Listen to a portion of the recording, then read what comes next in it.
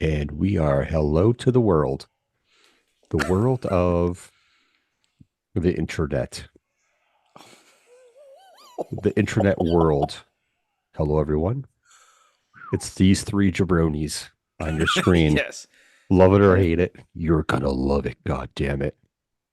and if It's you're wondering why I'm laughing, it was Jeremy's not a watching joke. football. It's because, yes, I'm watching Nebraska versus Colorado in 23 for Nebraska just planted a linebacker from freaking Colorado. Colorado. Just planted him, like gave him his shoulder and then took his hand and just threw him in the ground. Oh, I he was like, gave him damn. he gave him the old 1970s stiff arm bitch. Boom. That's what he did. That's beautiful, I'm going to say. You gotta love 1970 style football when it was legal to decapitate your opponent. Yes. And 60s too, you know. The Well, yeah, 60s. obviously if it was legal in the 70s, it was legal before that. So yeah, fun times. But that's okay. You know, the That very was famous Chuck Bednarik hit on Frank Gifford in that game back in the day. yes. Well, folks, it is September 7th. It's a Saturday night. Normally we go live on Saturday nights, but we're recording. And our other show is going to be dropping tomorrow afternoon on the 8th. And this one will be dropping on Wednesday. I have everything ready to go to post that bad son bitch. Hooray! Promises. I'm so glad you took it over because I don't know when the next time we would have put a show out there for the folks to hear or listen to had I been still doing that. And listen, we've gained more traction on YouTube when I post. We've been getting more traction on Facebook too, as well. And people love those memes I dropped. And the one they love the most is the three of us dancing to that groovy shit from the 80s. I'm not BSing you guys. That one has gotten the most views. People love that one. I don't think I bothered to watch that one. You didn't watch that one? I I don't think we're really in remember. Spandex. Spandex. Yes. It's like exercising from the 80s, bro. People It's love that Olivia one. Newton-John style stuff dancing. See, it would have been, if it wasn't for the skin color issues, I was like, if you put our heads over like top of that Key and Peele sketch, that would have been funny. Well, Oh, believe me. one of us is a black person in that, that Oh, video. well, that's problematic. Oh, listen. Stop it. We're gonna We're get not canceled, man. we're not pulling a Roddy Piper, okay? We're not It's big enough that to get far back. canceled. But I did find another one. That is three country guys. And I'm doing it. I'm gonna post that shit tomorrow. It's hilarious. See Okay, how many hits. please don't put my head on one of the Duck Dynasty guys. I don't know if I can take that. No. It's three guys doing a special dance in the mountains. Don't you worry. Oh, special dance in the mountains. That sounds interesting. There's a lot of hip driving. Sounds like we're gonna do an Irish jig. Hmm. Not so fast, mister. I remember when those were a big thing, like when those, because I remember, do you remember the elf one, the elf dance one, where people could put your faces on an elf? Yep. My daughter did that and put our whole entire family on elves at, at one point in time. I was like, oh my God, like this is crazy. But it was funny. Special.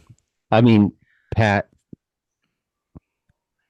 I could do the greatest one on that meme machine ever. And that would be putting your face on Mr. Hulk Hogan while he's ripping his shirt off. Please don't. Or Mr. T. Listen here, brother. Please don't. And not the Mr. T that everyone thinks I'm talking about. The other T guy. I would not do that to you. Oh God. No, now we got it. Yeah, I'd have to kill you, and I would be justified. I would not do that to you. Would not. Nope. But so How's everybody enjoying football so far? We got colleges in what's this, week two, officially week two. And um, thank you, Saquon Barkley, for going to the Eagles because you were on both my fantasy teams that scored me a shit ton of points last night. And so did Devontae Smith. He got me some points too on my other team. Yeah, so my fantasy teams are starting off great. One of my college football teams is not. The other one is doing okay. So yeah. And my pro team will find out tomorrow at 1 o'clock as I sit here in my bear paraphernalia. Yeah.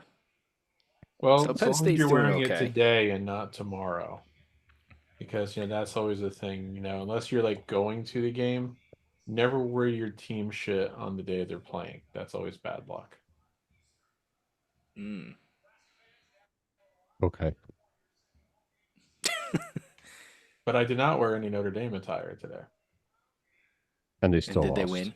and they lost. Well, hey, Penn State won, so that's all good. Yeah, Penn State also proved that they're not going to do anything this year either. If they struggle at home with Bowling Green, they're not going to beat any of the good teams in their conference. So, Yeah. so between Notre Dame losing at home to fucking Northern Illinois, Penn State struggling at home with Bowling Green, and the Giants being the Giants, that's why I says. Football season is already over. It's in his name. And the problem is, I have no faith in the Yankees right now because they've basically been playing 500 since June. Oh The God, you just beat the my team twice. All right, shut it. shut them out both days too. And then the Yankees only scored 5 runs in the both games. So, but and then the Rangers didn't really do anything to improve that makes me think they have any chance of winning the Stanley Cup. So I guess I'm gonna have to bring myself to watch Knicks games Yes, you are. because the Knicks are now the only hope that I have. The Knicks. I mean, gotta gotta roll with it, dude. Gotta roll with it. That So is if a it's the big Knicks, ass dude. it's the Knicks. Yeah, so the Eagles won yesterday. I turned it off in the third quarter. I was tired of watching the Eagles just let them score at will, pretty much. So, I knew it was going to be a back and forth game, so I just got tired of watching the craziness that was that game.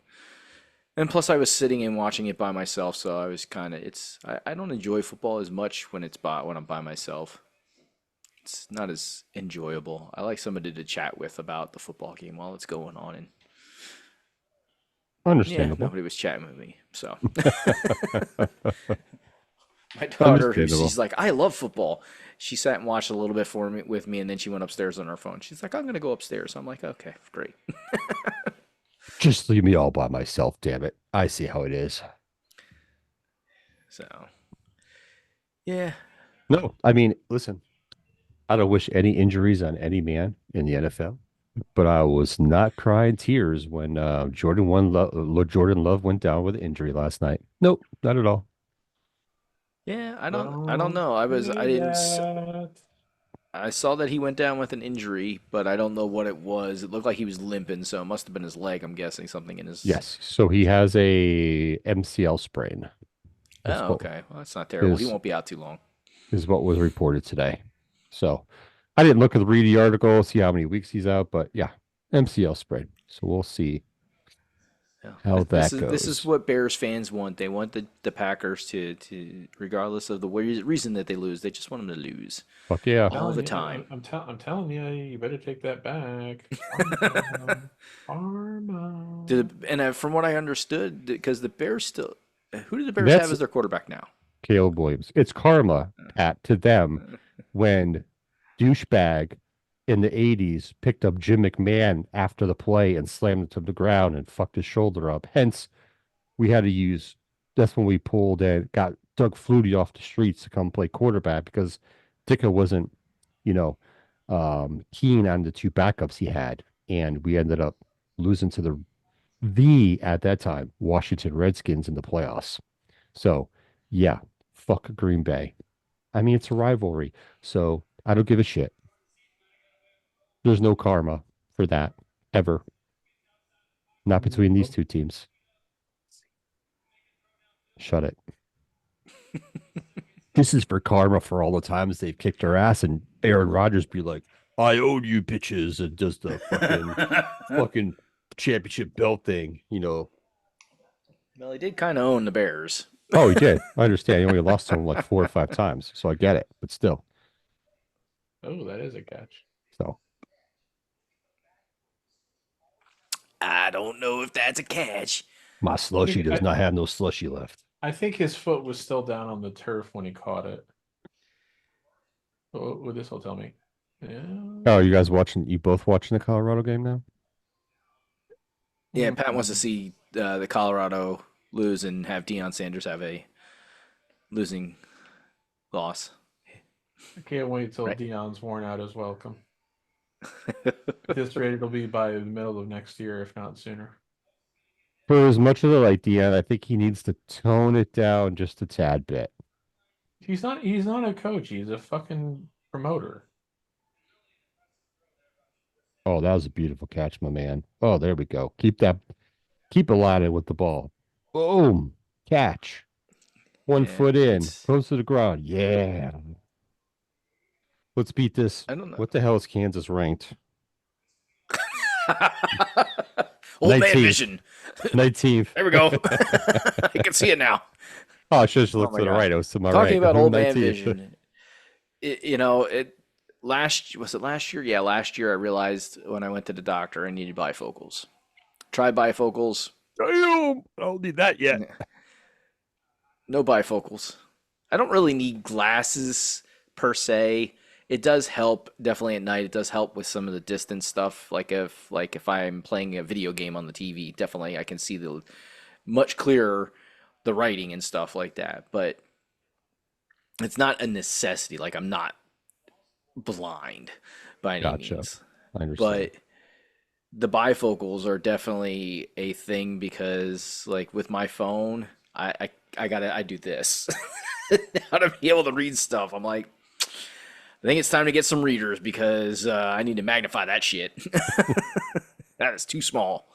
He And I said, see my read. wife doing it too now, so she's gonna end up having to get bifocals on. But she's been wearing glasses forever.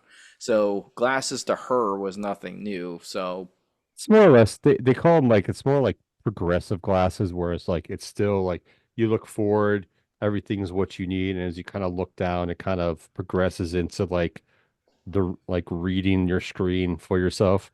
I yeah, kind I of need could. progressive glasses, but I haven't gone that route yet. Because they make Yeah, progressive contacts now. I just got contacts. I went to the eye doctor earlier this week, and my eyes haven't changed, but I ended up getting contacts. I wanted to get those. yeah. It's one of those things. Like I tried them, I couldn't get used to them. Like I had that like unbalanced, like uneasy feeling, like I couldn't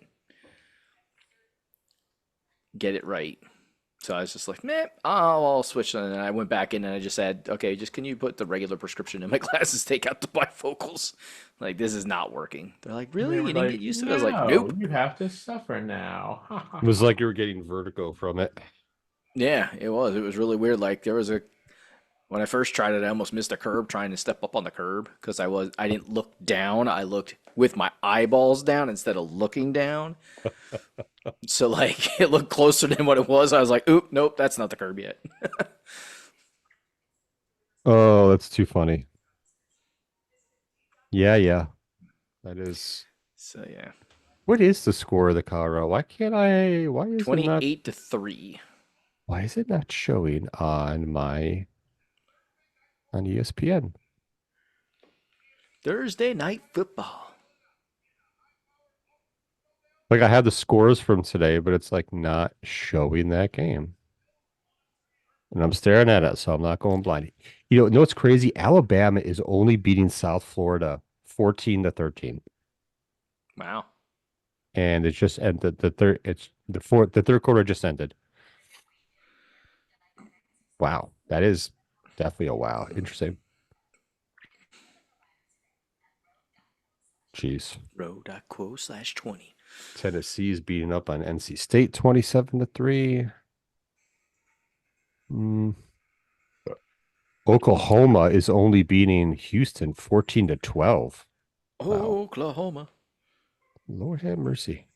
Oklahoma, where I don't remember the rest of the words. Let's see. I tried. Texas Tech versus Washington State. I gotta see if there's a better game on. That game's not I that I great. have a huge feeling that Miami is really going to, unfortunately, win the ACC this year. Oh, that will, Matt. You will probably lose your mind because Yeah, I I know don't. you do not like Miami. I Eh, know our friend AJ will lose his mind.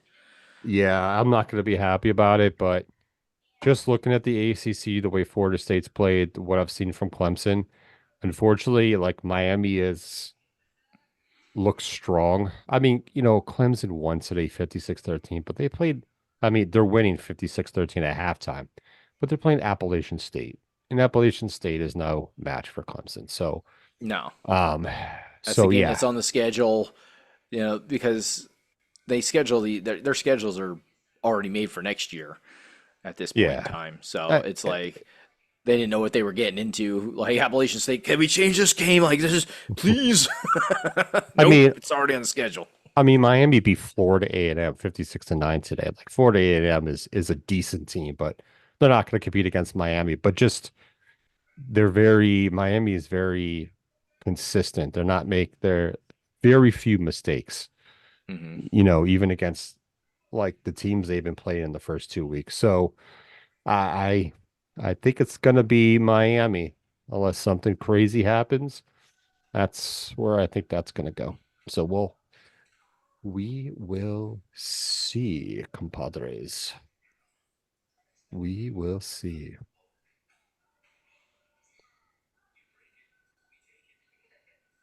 2 minutes and 24 seconds left, and Illinois still has the ball driving down the field. Let's get this upset win. Yeah. Hey, gotta take it where you can get it. Yep, no doubt about it. Let's see. Let's see. What am I looking for? What the hell am I doing here? I There we go. I'm not sure. It depends.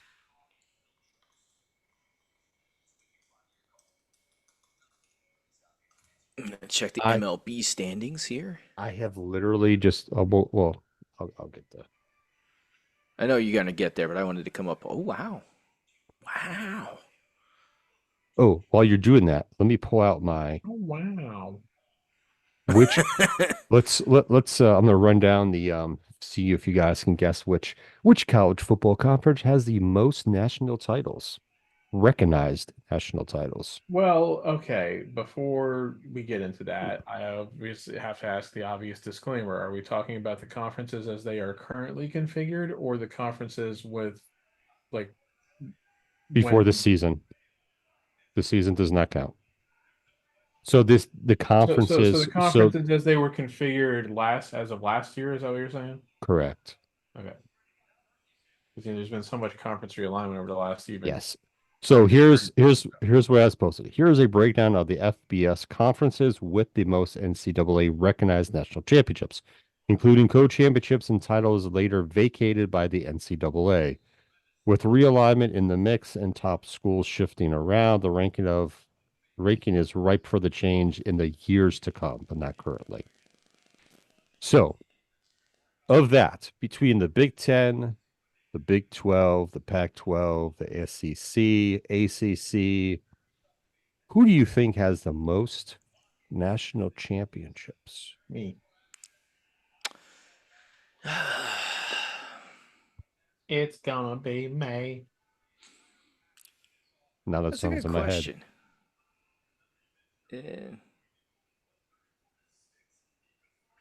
Uh, I'm gonna go with the ACC as having the most. Incorrect. I don't think that. Jeez, could have been a little nicer, you know. I mean, he didn't have to be a little nicer. Yes, he could have been, but he didn't have to be, so therefore he wasn't. This is another game. It's a blowout. Tennessee's just destroying NC State. Yeah. Oh boy, oh boy, oh boy. Who would you guess, Patrick, without going on Wikipedia? I'm not looking on Wikipedia. I'll just, as much as it's going to pay me to say this, really, I'm just going to take a stab at the dark and I'll say it's the Big Ten. Ding, ding, ding. That is correct. What? So I How will is the run Big this. Ten? That just surprises the hell out of me. I will run this down. Well, The Big It's Ten got to be because of has, Michigan. that's part of it. it's not just because of Michigan. Yeah, it's definitely not. Um, but they do have the most national championships in the Big Ten as like team wise. So the Big Ten, established in 1896, has 31 national championships. Michigan has 10 of those, Ohio State 8, Minnesota 6, Illinois 3, Michigan State 2, Iowa 1, and one team that is no longer part of the Big Ten, but they were back in the early 1900s, was the Chicago Maroons. Okay, so what you said to me then at the top was slightly misleading. No, it wasn't. Yes, it was. No, it Because wasn't. you said No, no, listen, you said that it was based on the way the conferences were configured as of last year.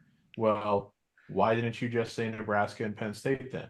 Nebraska and Penn State didn't win their national championships when they were in the Big Ten, but they're in the Big correct. Ten now. So with what you said to me with as of the way the conferences were configured as of last year, that to me meant you were saying the teams that were in the conferences. That was one of the reasons I said the Big Ten because I knew they would have Nebraska and Penn State's championships.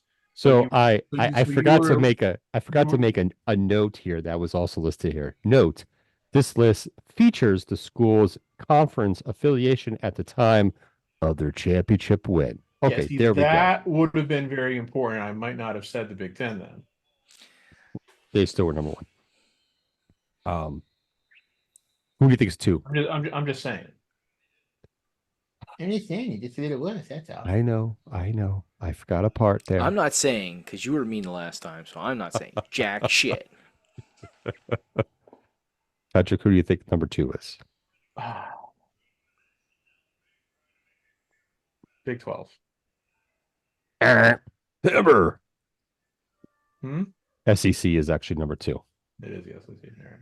Established in 1933, they have 27 national championships. Alabama has 13.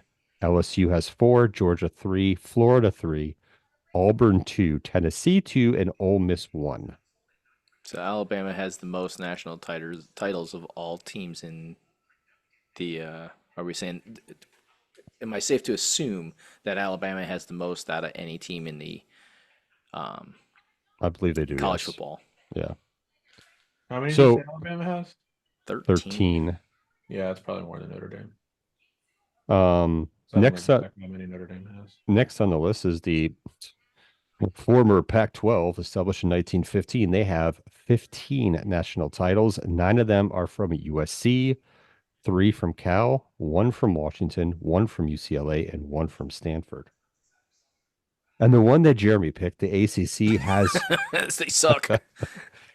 established in 1953, only has 8 national championships. Clemson and Florida State both have 3, Georgia Tech 1, and Maryland 1. And then the good old Big 12, established in God, it's weird to say this. Established in 1996, the year I graduated, the Big 12. They have 5 national titles. Nebraska has So they're not 3. even considering the that no that I'm oh boy. This is ESPN, mind you. So Yeah, what you just said was the way that you said with the big way the Big 12 was established, that means that they didn't add anything when they were the Big Eight in nope. there. So again, a little misleading. Probably. Nebraska has 3, Texas 1, Oklahoma 1.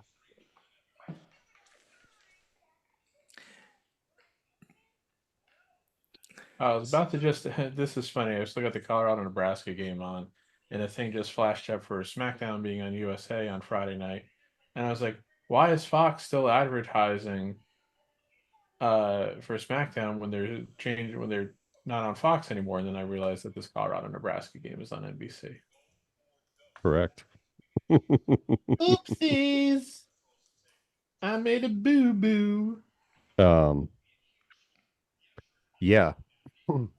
I watched zero wrestling this week. Legitimately zero. I really, I None. might have had Raw on a little bit Monday night, but I don't really remember. I read results of the shows, but I watched none. It didn't seem like it was a very interesting week overall.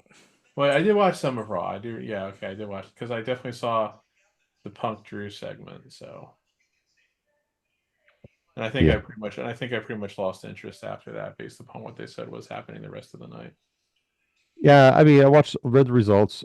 Each show seemed to be okay.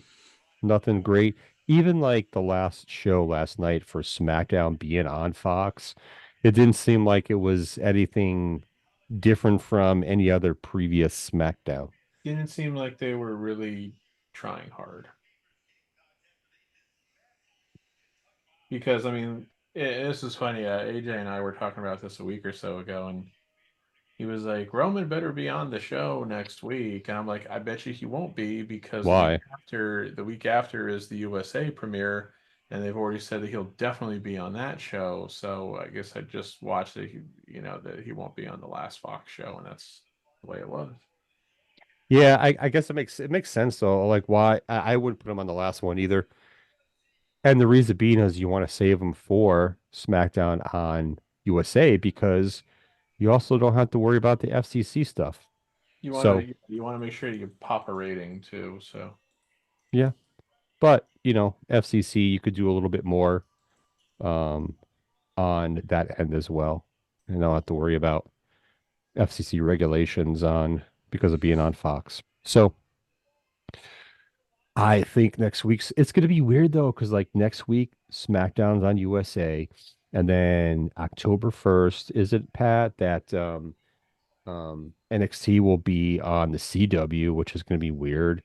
And I then don't remember I exactly think what. it's October 1st is the first Tuesday. And then um, it's listen, it's September now, right around the corner. It will be Raw on Netflix. So and then Raw on Netflix will start the retirement tour of the good old John You Can't See Me Cena. So we'll see Ooh, how. retirement tour. I'm Wake me excited up, about that. Not wake really. me up when September ends.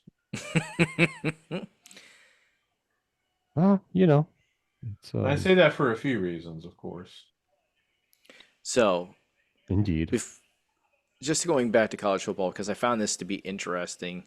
Sure. Um, Michigan doesn't have the most national championships, but I don't know when the national championship was established. I don't know exactly when that started happening, but Yeah, they early are, early if this is still 1900s. accurate, they are the winningest program in college football history. They are, yes. Yes, I believe that is still They're, true. they're the only school that has over 1,000 wins. Second Yes. is Texas that won today with 950. According to this, now this is Wikipedia, so I don't know how accurate this is, but according to Completely this, accurate. Alabama has Wikipedia literally never wrong. 966.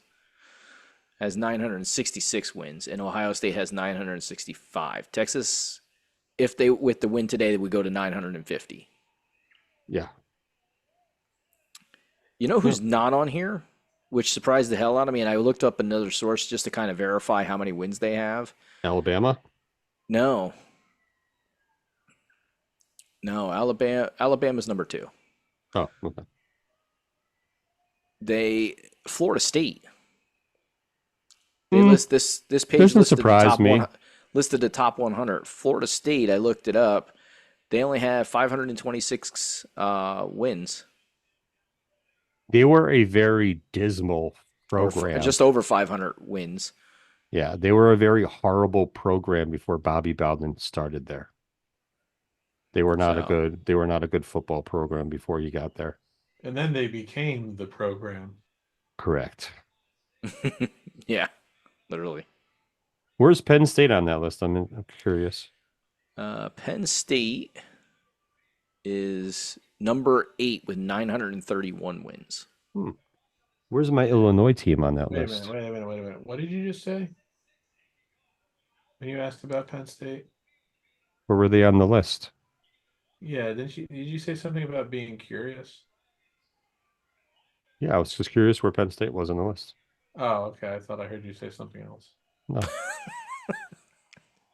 Pat's hearing things. He Are? hears voices in his Who's head. talking?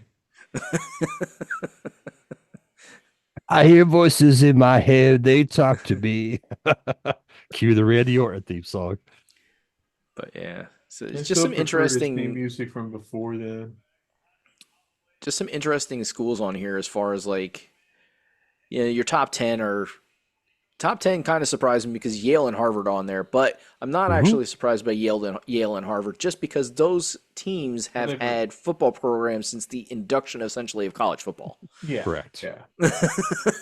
Very, very much, So very, very much so. when you're one Where's of like four teams that have football in college for like umpteen years, yeah, you're gonna rack up some wins there. where's Illinois land on that list? Illinois. They Let's don't. see. Okay. Illinois. Miami of Ohio's on here with It, 724 wins. it's pronounced Illinois.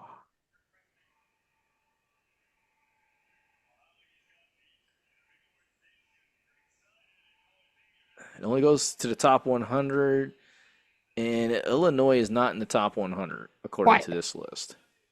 What? Iowa's on here.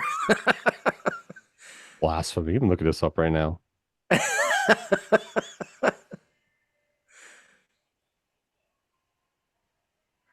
Joe is now playing the role of Hmm.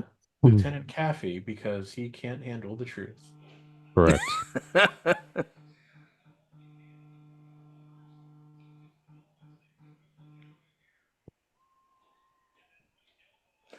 The heck did my wife just say? She just sent me a message. What did she say?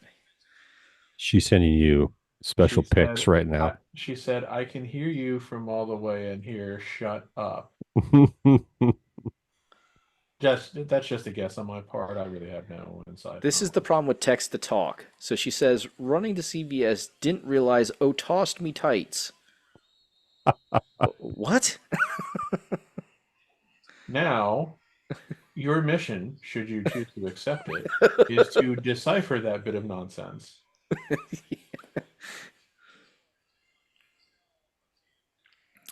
So hopefully she'll type it out this time.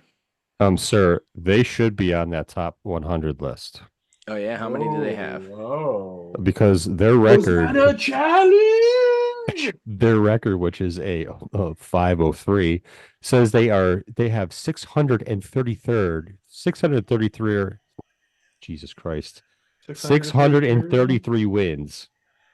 Oh, well, they lost to Arizona by one win because Arizona has 634. How interesting. Well, Illinois just knocked off Kansas.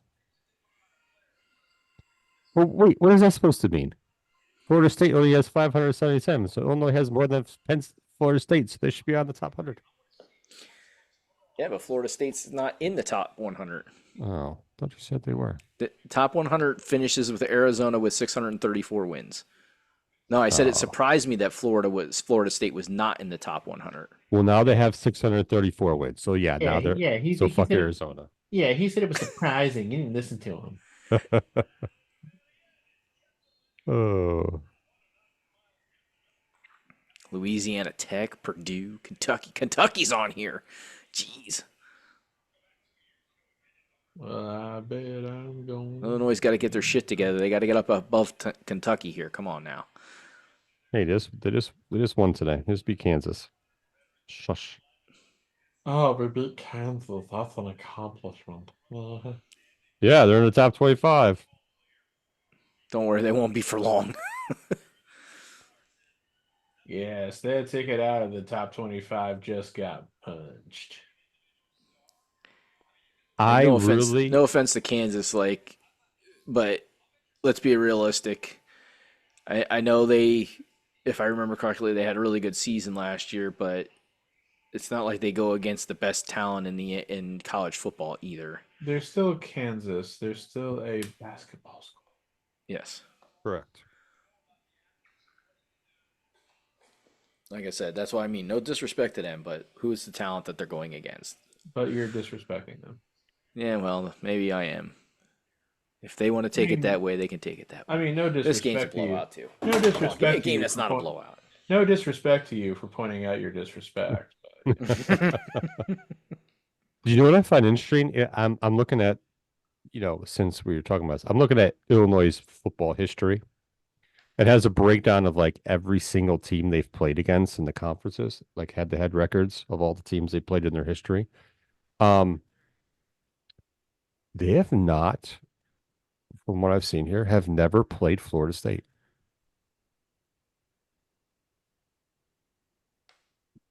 Hmm. That's Uh, not so surprising. they've played Notre Dame 12 times, Yeah, well, they're a bit more geographically close. and Illinois is 0-11-1 against Notre Dame. Does it say when the last time Notre Dame played Illinois? Because I don't really remember Notre Dame playing Illinois anytime since I've followed them, which is going on, since I went there, which is like 25 years now. I honestly don't ever remember them playing Illinois. Let me see if I mean, they could have, I just don't remember, but that's why I'm curious.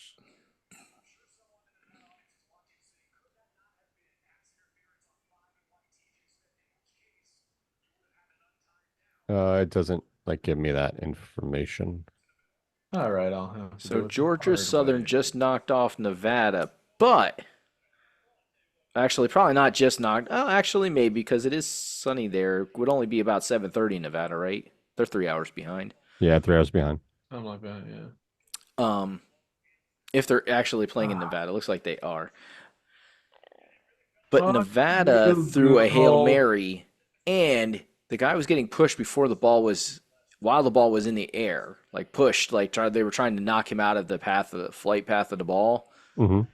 It could have been called PI. Now the guy caught the ball. They could have called PI though. It was not. There was plenty of contact to say, okay, that's not. It's different if both parties jump up for the ball at the same time. Yeah. But he had position, and they were trying to push him out of position, and didn't really jump for the ball. They went for the knock it out of his hands. So uh, definitely could have been a possible PI call, which would have allowed them to have one more play even at zero time because cannot end a football game with a defensive penalty. Well, Yeah. you can in the game with a defensive penalty. It's all about the strategery. What? Well, like, the scenario you just applied, you interfere with the guy if you think it's going to break up a touchdown because, you know, DPI in college is not spot of the foul. So they'd only get an additional 15 yards to run one more play. Mm. So it's like it might be worth giving them the 15 yards and giving them one more try than to give up a surefire touchdown. So it's I'm saying it's virtual, obviously it's not actually. Mhm. So so Joe, after getting angry Google results because I typed in last meeting Notre Dame Illinois football and I was Uh-huh. getting all the stories about the Notre Dame Northern Illinois game of today, Of I course you were. found the complete history between Illinois and Notre Dame football on Illinois' athletics page or fightingillini.com. They first met way back in 1898 in Champaign, and Notre Dame won 5-0. They played in Champaign, Yeah, Champaign, Illinois, where the University of Illinois is located. right? Yes. Then they didn't meet again until 1937, again in Champaign, where they played the dreaded 0-0 tie. Oh That's God. fantastic. Both teams sucked really bad. Then they met a lot between 1938. Well, I would get 1938, the same thing. 1938 in South Bend, Notre Dame won 14-6. 1940 in Champaign, Notre Dame won 26-0. 1941 in South Bend, Notre Dame won 49-14. 1942 in Champaign, Notre Dame won 21-14. 1943 in South Bend, Notre Dame won 47-0. 1944 in Champaign, Illinois or Notre Dame won 13-7. 1945 in South Bend, Notre Dame won 7-0. And 1946 in Champaign, Notre Dame won 26-6. They did not play each other again for over 20 years. In 1967 in Champaign, Notre Dame won 47-7. And then the Hmm. following year in 1968, Notre Dame won 58-8. The two Wow. schools have not played since. Yeah. Illinois is like, fuck these guys. We I ain't never Yeah. mean, playing these guys again. I'm not going to add it up here, but the aggregate score seems to be something around like 300 to 50. So, real quick, that article I read about conferences with national championships. Hmm. So, I went and found a list of the schools with the most national championships, like recognized. And it's interesting because this list here shows Alabama has 13, but on here it shows they have 18. Michigan 10, on here it says 12. Hmm. And then Notre Dame has 11. And on here it says Illinois has 3, but I do remember I felt like that was wrong. It says Illinois Has has Michigan always been 5. part of the Big Ten? Well, my Did they thing is, possibly win I'm national pretty championships sure it's. before the Big Ten? Yeah, I don't know. I was gonna say. I'm I trying to think. think is, Now we well, got to figure out when was the Big Ten. Well, so what I was gonna say is like I think Michigan's only ever been in the Big Ten, unless they were independent beforehand, but I don't think so. So let's see here. This one, all right. So it gives me a list of the 12. I'm going to compare them to, Okay. so So the Big 19, Ten was founded. Big Ten was founded in 1896. Make sure you check it twice 1, oh, if you have a This is list. from Britannica. I'm gonna 1, go 2, with they're oh, probably right. 3, 4, 18, 23. Wikipedia says the same thing. Big Ten Conference website says that. So it's interesting. So on here, on the ESPN article, they're missing per se from this website. It says they're missing the championships from, which makes no sense, from 32 and 33. Well, they have 33 listed, but they don't have 32. They have 48 listed, but they don't have 47. So those are the two that are missing from the 32 championship and the 47 championship. All the rest are correct. This is starting to sound like the Chewbacca defense. It is weird. This did not make sense. And let's compare which ones are missing from Alabama's. They say 18. So, and this, so, oh, so this one starts, the ESPN article says their first championship was 61, but on here it lists 1925, 1926, 1930, 1934, 41, and then 61, which I think that's correct because of the, yeah. Three, four, I, I think we need to have Pat cross-reference these national championships. I will do no such thing. Yes, you will. No, Yes, you will. no, I won't. I don't get paid enough. Yes, you will.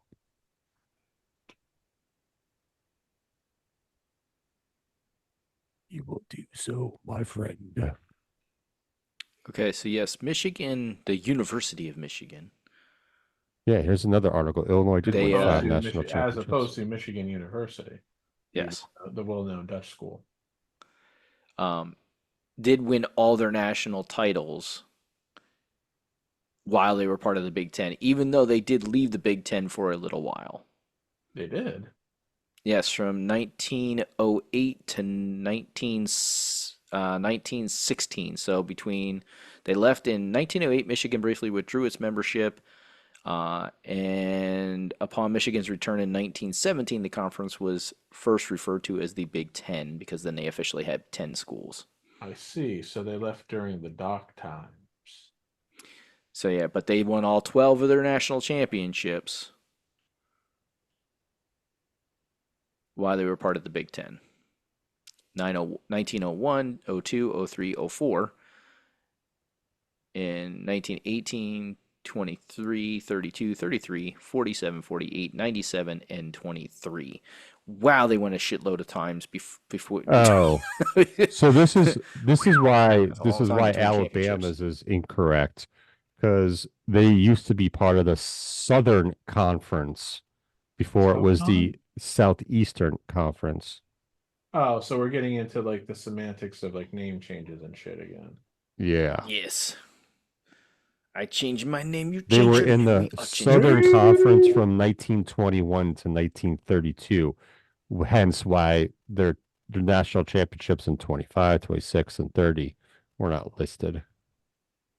Okay.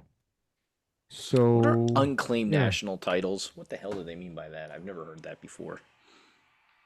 That's like unclaimed freight. It means that anybody can just go to the store and buy it.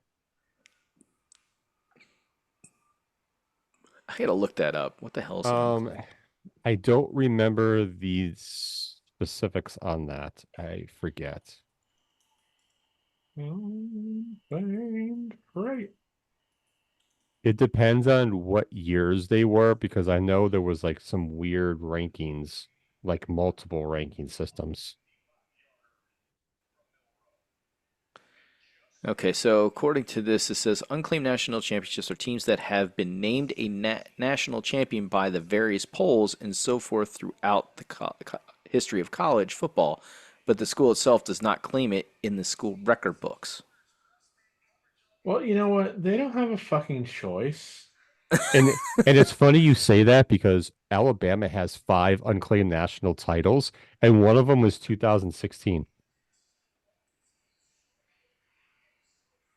Yeah, and Michigan has seven of them. That's why I was like, what the hell is that? Wait, did Alabama have to vacate one for some infractions or something? Or No. so why the hell is that one unclaimed? Wait, did they get like voted like number one in like the coaches poll or some shit and like didn't win the national title game? Is that what that was, maybe? Well, I'm gonna double check okay. it up. So they beat Florida in the SEC championship game 54-16. And then in the college football semifinal, they beat Washington.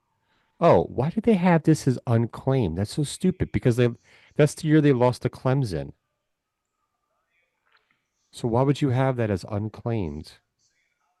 Coaches poll, they were ranked two. AP poll, they were ranked two. They beat Washington in the semifinal and then lost to Clemson 35-31 in the national championship. So yeah, it would be you can't say that's unclaimed because they fucking lost. Yeah, you can't say that's unclaimed because they didn't win. Nobody declared them the winner. This wasn't like, like in the days before it was the coaches poll where you had both the AP poll and with the I think it was the UPI poll. Like that was like the split national championship back in like I think it was 1990 between Colorado and Georgia Tech, and then there was the one in the late 90s with Michigan and somebody, but that might have been the coaches poll by then. So yeah, And here's the other one. I, They have I, I don't quite get how anybody says Alabama was a national champion that year then. So here's another one that's unclaimed. 1977. They were the SEC champion and they beat Ohio State in the Sugar Bowl 35-6. They were 11 and 1 on the season. Coaches poll ranked number 2, AP poll number 2. So I don't get Ooh, Nebraska beat them earlier in the season. I Well, don't get the unclaimed what year was that again? 1977. Okay, can you see where they might have been ranked in the UPI poll? I think it would have been. It doesn't list that one here. It just says coaches and AP poll. Well, that's not very helpful because they could very well have been ranked number one in that other pool I was just mentioning, and that's how you can at least say like, oh, they were ranked number one by so and so. Yeah, that's what I was looking for, but it doesn't. Was the UPI poll still going around in the 70s? I'm pretty sure it was because, like I was So, referring to 1990 when it gave the split decision, so I think it had to be. so here's an interesting thing. I think so. So Hmm. this one person wrote, taking a look at 1951 as an example. Okay, they said Illinois won the Big Ten and would go on to win the Rose Bowl. They claim a national championship. Okay, and then sometimes the national championship was tied to the Rose Bowl. Yeah. But then it says Maryland defeats Tennessee in the Sugar Bowl and claims the title. Despite the loss, the Vols win the AP and Coaches Bowl despite losing to Maryland and thus claim a national championship. As said polls did not factor in the postseason. That said, not every school recognizes national championships that they could claim. And remember, these are things that are supported by people who think that the playoff system ruined college football. Yeah. Yeah, I know. I mean, this person did go on to say that, having a playoff and a national champ, there's a consensus that one legitimate claim to the national championship. So evidently, when there was the poll system to say who was the winner, even though you had those not a necessarily a national champ. Well, I guess some of them were considered. Weren't some of the bowl games considered a national title game? Weren't they? Like in a de facto manner, not officially, like the Yeah. 1986. The Not 1980, official. yeah, like the 1986 Fiesta Bowl between Penn State and Miami, for example, was pretty much regarded as being like for the national championship. And I think the same can be said of I think the other Penn State national championship when the Sugar Bowl in 1982 against Georgia. I think it was pretty much saying like whoever wins this game is going to win the national championship. So Right. it's like a de facto national championship game. Right, It's but not there was not really a a national national title attached to, right. and that's No. why Nebraska won the national title that year, even though Penn State,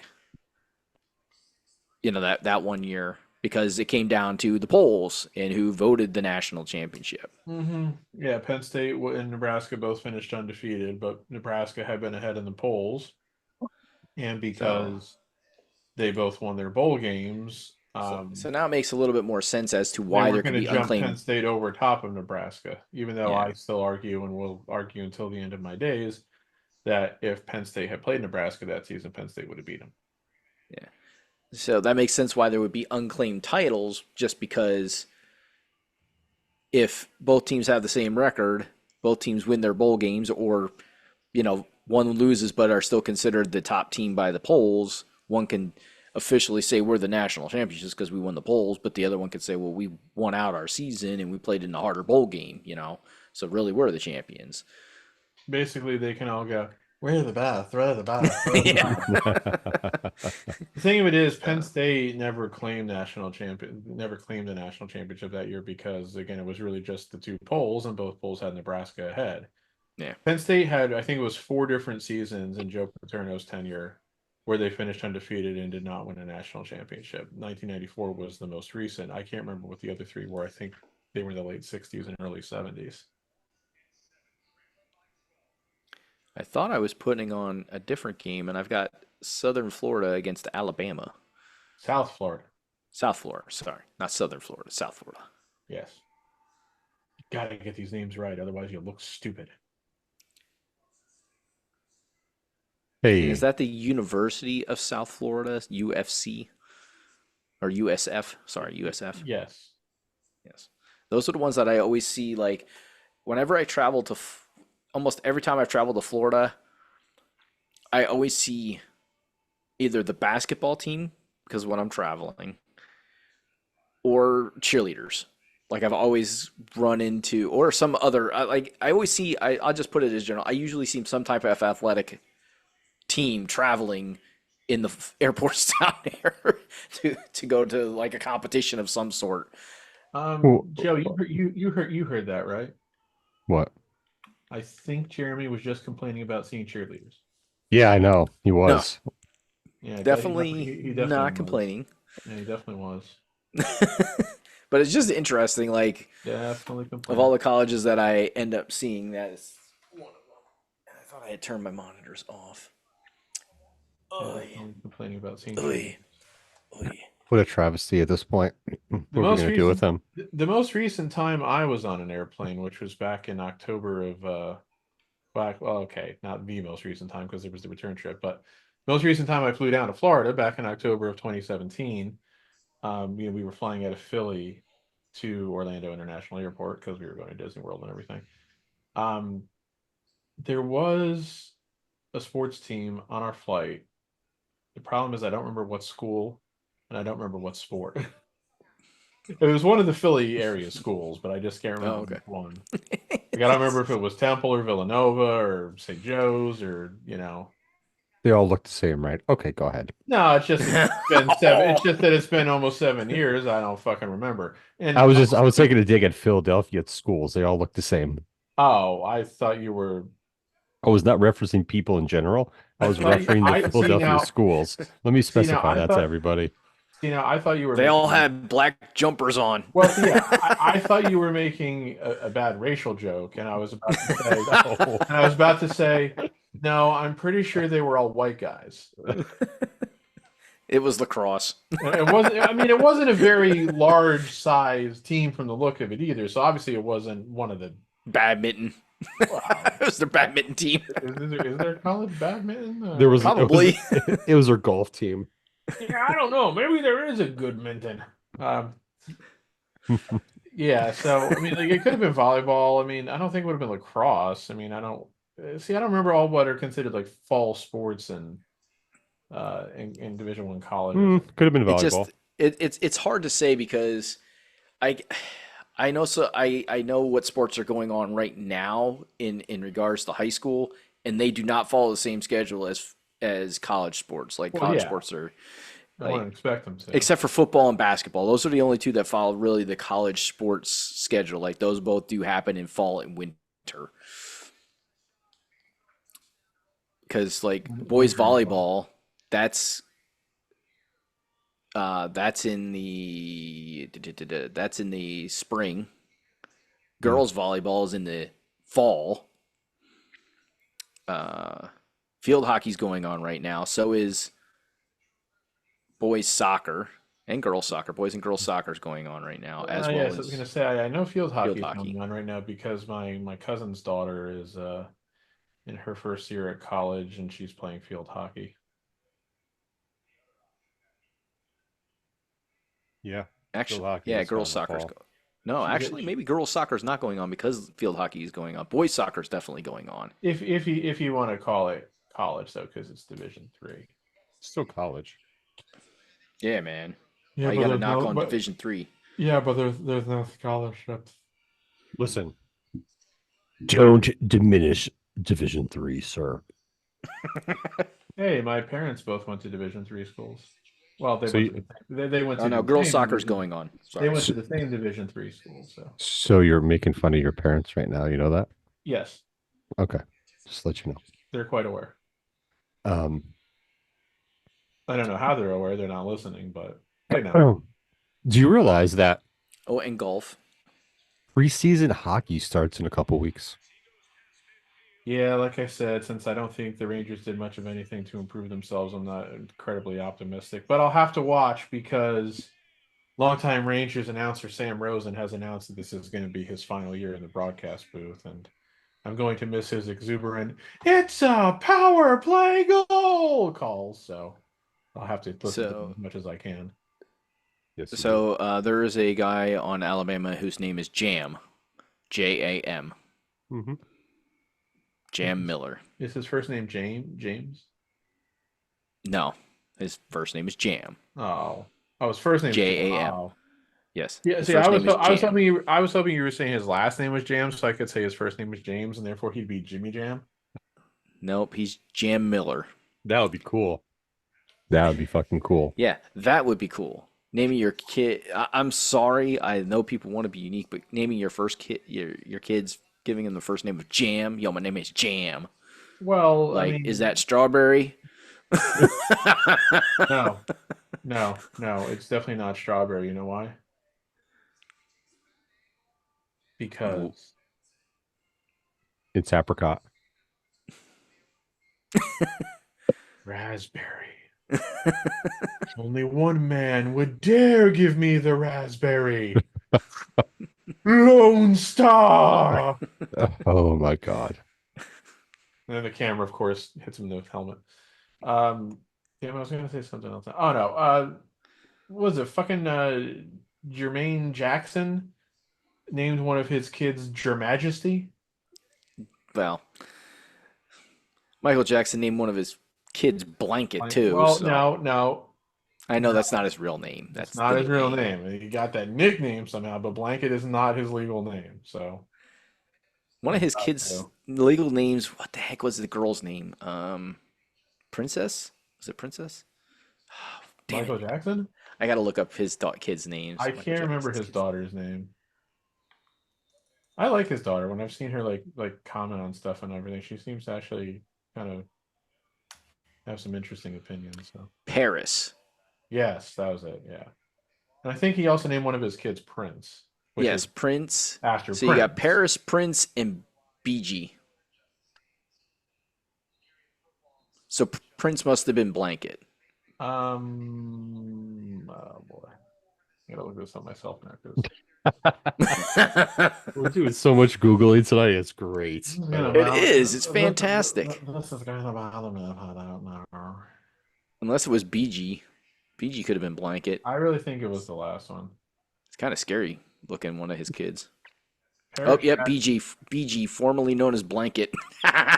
Paris Jackson is now 26 years old and luckily does not appear to look much like her father. Should. None of those kids look like him. Well, okay, let's be honest about this. None of his kids could look like him from about 1992 on, because by that point he'd had so much He didn't look fucking like plastic himself. surgery that he didn't look like anybody naturally Yeah, but anymore. I'm picturing young Michael. Like teenagers look like that No, Michael Jackson either. they really don't. Wait a minute. Are we saying what I think we're saying? What? He was not the father. No. No, I'm sorry. Please don't sue me, children of Michael Jackson. You all have more money than I do. Um, this isn't the Maury Povich show Well, that show doesn't exist anymore. or Ricky Lake. Whatever happened to Ricky Lake? Because I know Good. she had also dabbled in acting and stuff, but I haven't seen her in anything in a very long time. I don't know what she does these days. Yeah. I think she was on. She was on one of the Vice shows that they do. I forget which one it was. Hmm. I think it had to do with one of the 90s shows, Dark Side of the 90s. One of those episodes, I believe. Ooh, Dark Side of the '90s. Those are fun. Listen, those shows are fascinating sometimes. The dark side of the 80s, the 90s, and the topics they go through. Some interesting shit, man. Some stuff that I kind of forget happened um on those shows. So it's in those decades, I should say, those shows. Yeah, those are fun to watch. I got kind of hooked in on those. They're quite extravagant. Okay. Michael Joseph Jackson Jr., commonly known as Prince, and then his sister Paris Michael Catherine Jackson. Paris Michael is actually her first name, hyphenated. That's annoying. I hate No, it's not. I hate hyphenated names. And then his third child, Prince Michael Jackson II, nicknamed Blanket. Oh boy. So Blanket is the one that's actually named Prince. Oh, Prince Michael Jackson. You know what? No, I'm this not gonna one try to says BG was. I'm not gonna try to figure this out anymore because it's like forget it. you've gone down the hole, brother. Just keep Yeah, going. I have tried to get inside the mind of Michael Jackson, and I now think I feel the aneurysm coming on. Yeah. Another ball coming up. Another what? Another what? Nothing. Fucking prick. It's I didn't say nothing. You Yeah. heard Giant nothing. jerk. You didn't hear nothing about me saying balls in your mouth.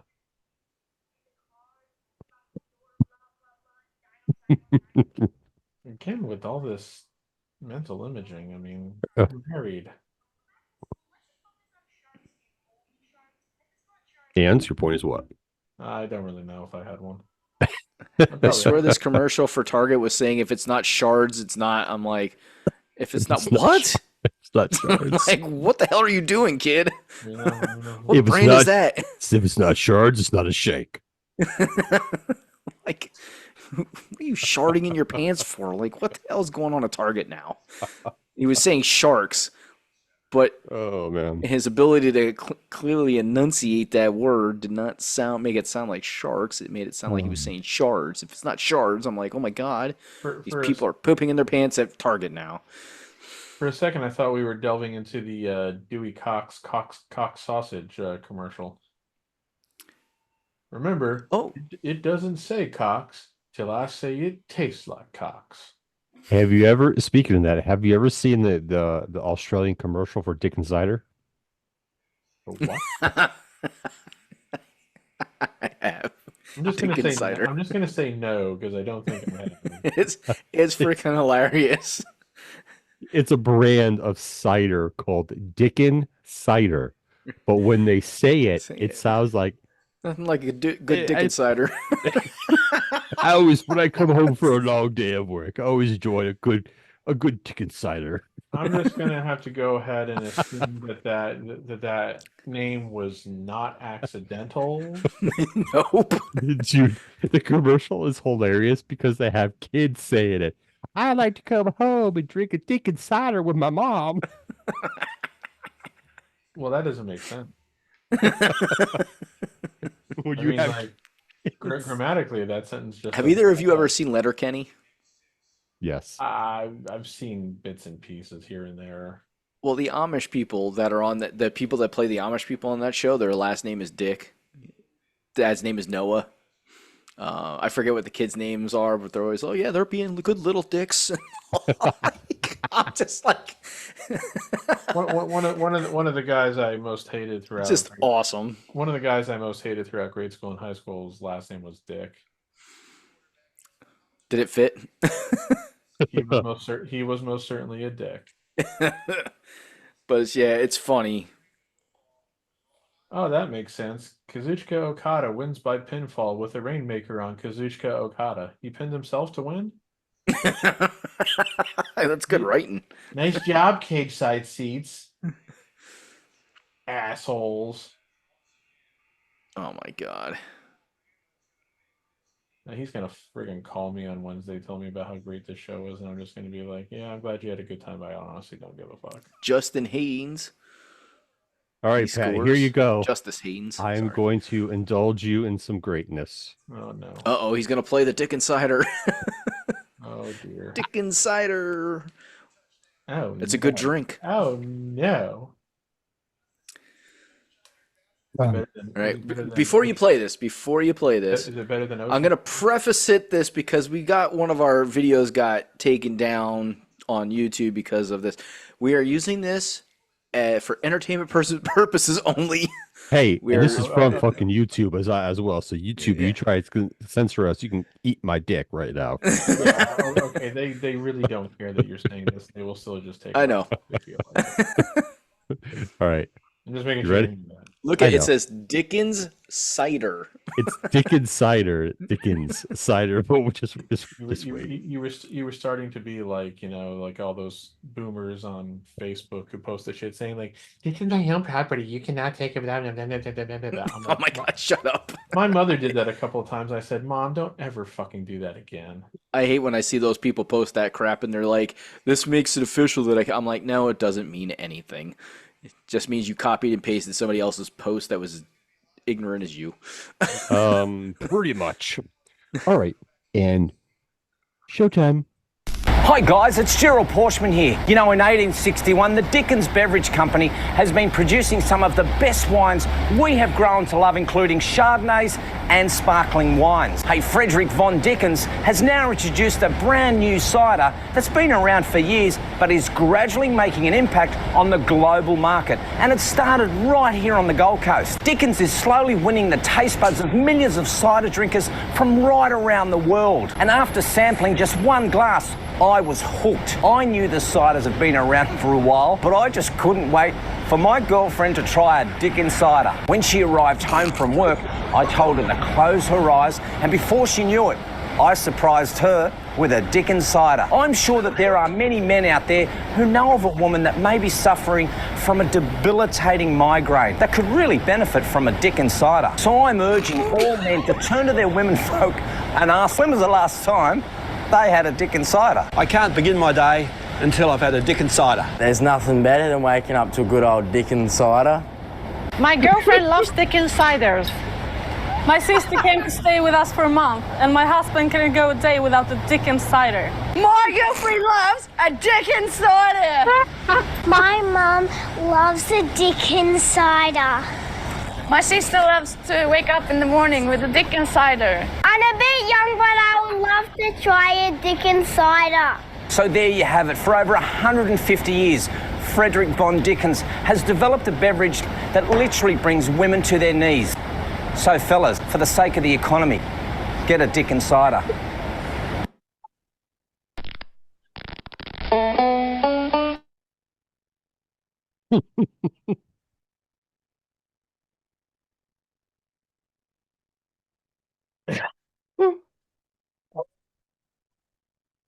Best commercial ever.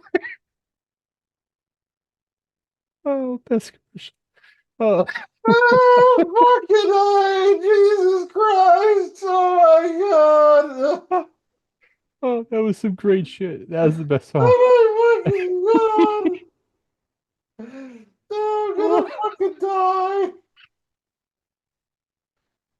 Oh, Jesus Christ! What the fuck? What the sick fuck thought of that shit? Oh, oh, oh, man. Oh my God! That commercial. It's so freaking messed up, but it's so funny. And the two parts of that commercial is when, when the girl's Holy like, fucking Christ! my best friend likes the Dickens cider. She's doing the shake the booty. And the other one, there's another time where, Yeah, like, she's right got- after that. she's shaking her ass as the other girl's like implying she's gonna stick the bottle in it. Ah! I had to find that commercial. All That's great. Oh, That's the kind of thing I feel like I should send to Cornette and just be like, "Have you ever seen this?" oh man, that was great. That was great. Oh my God, my chest hurts now for laughing. Whew. Oh man, oof. Oh my Oh, God. man. That shit was funny. Well, it's all downhill from here, folks. Oh, There's literally nothing. Wait, all right, hold on. Hold on. Okay, no, never mind. oh I man. googled it because I wanted to make sure if this shit was real. And there's a thing on here that says, Oh, it's real. yeah, well, yeah, there's this thing on here that says it says people also ask, is Dickens cider a real product? And like when you click on it, it starts giving me like a history thing, but that also comes from their website, so it's like it's not an objective thing. But I mean, there's enough things on here that pretty much say that says it's definitely. Wait, what is this T-shirt? Hard Dickens cider. Every girl wants a hard Dickens cider.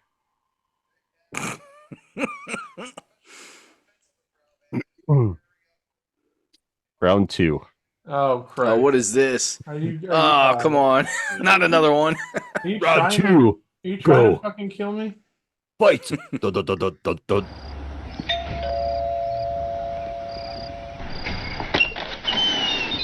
I'm sweating. I was You laughing must so be hard. Jack. How do you do, Mr. Britton? No. Call me Pete. Come on in. Honey, Jack's here. I'll be down in a sec. She'll be down in a sec. So Jack, the infamous Jack, we finally meet. How awesome is that? Pretty great. Right. So, do you want a Dickens cider? How about a Dickens cider? Jack, it's no big deal. You act like you've never had a Dickens cider before. Jack. Honey, apparently Jack here has never had a Dickens cider. You remember your first, don't you, sweetie? Yeah, it's good. So good. Let's give him one. Okay, but can we make it quick? Absolutely. Lucky boy, Jack. You're gonna get your first one tonight. All right! Yeah. Can't blame a guy for getting excited about a Dickens cider.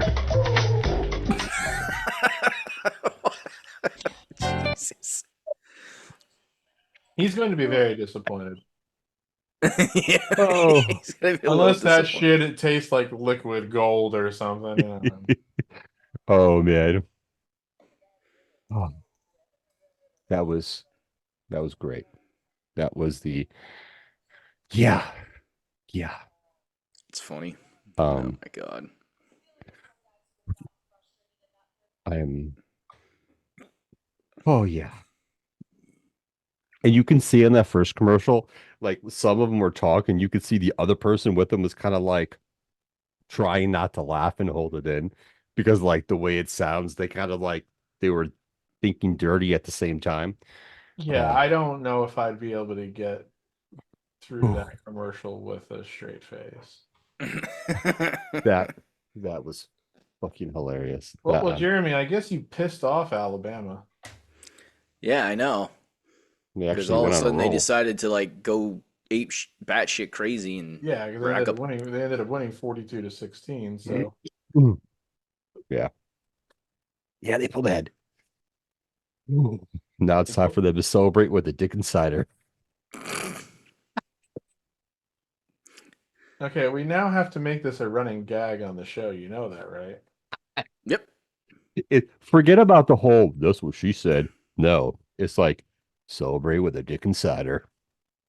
There you go. I'm going to my parents' house tomorrow. We're having a little get together for my dad's birthday because he turned 75 on Monday.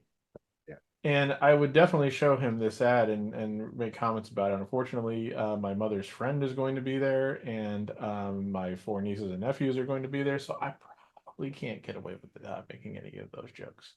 Um, you could still show it to them in private because it's fucking hilarious. Well, I probably won't have the chance to do that tomorrow, but yeah. Oh man.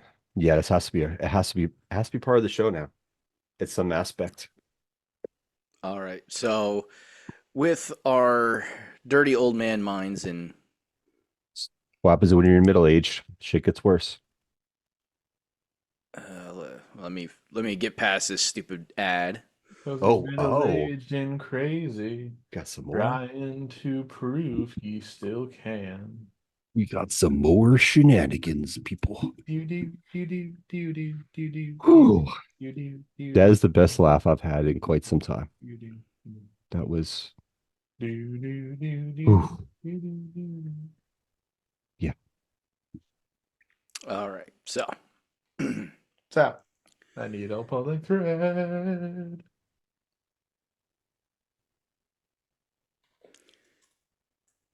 now I am going to share my screen. Let's share. I'm gonna say, you're keeping me like I know I'm keeping you in suspense here. keeping I me in know. boundless anticipation here. I was about to start doing like the Monty Python. Ooh. Get on with it. I know. I know.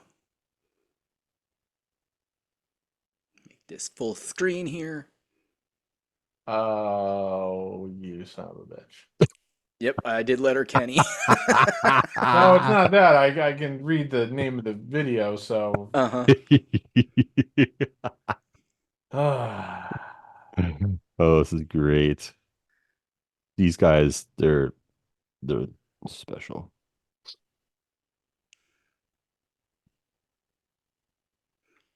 Oh, this is going to be great to post on our Facebook page. What I just found. Oh, this is going to be spectacular. Oh, it's great. Ah, it's amazing. Ah, ah, ah.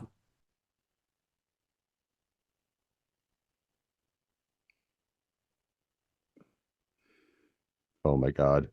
Let's see how much Facebook shit we get when Can I you hear post that? this. No. No, am I supposed to hear something? Oh, what the hell? Did you click on I'm the little sharing. button to share audio? Yeah. It's not even moving for us. I don't see any movement. Well, I paused it. What Did the you hell's click going on on the here? button that says sharing is caring? What the hell? I did that. Why didn't it share right? All right. It says share sound. Oof. Oh man, that was great. I'm sweating. I was laughing so fucking hard. So you guys could see it. Not at the moment, no. Yeah. All right. I'm going to keep it like this.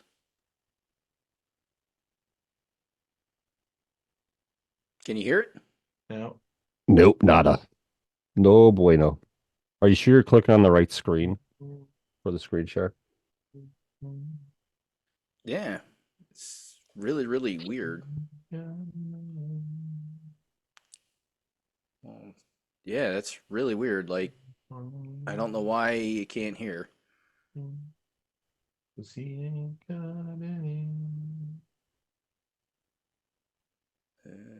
do, do, do. Maybe I gotta change this to the speakers. I don't know. Well, we're having technical difficulties here, ladies and gentlemen. This is No, what I'm not having happens when you're in your technical middle difficulties. age and shit happens. No. All right, so I'm let's not do having this. technical difficulties. Jeremy's having technical difficulties. Okay. Okay. All right. All right. All right. All right. All right. Ah. Okay. Yes, sir. Get her done.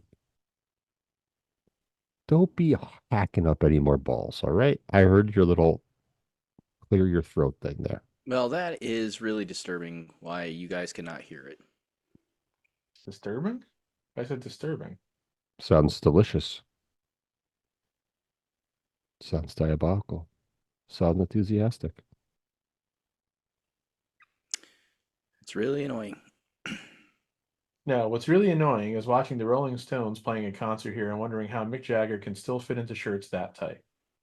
Mick Jagger. Oh man. Son of a bitch. Yeah, for some reason you guys are not hearing the audio from Is it on YouTube? Share. Yeah, it's on YouTube. Which one? I'll pull it up. Oh, this is an older concert because Charlie's still there.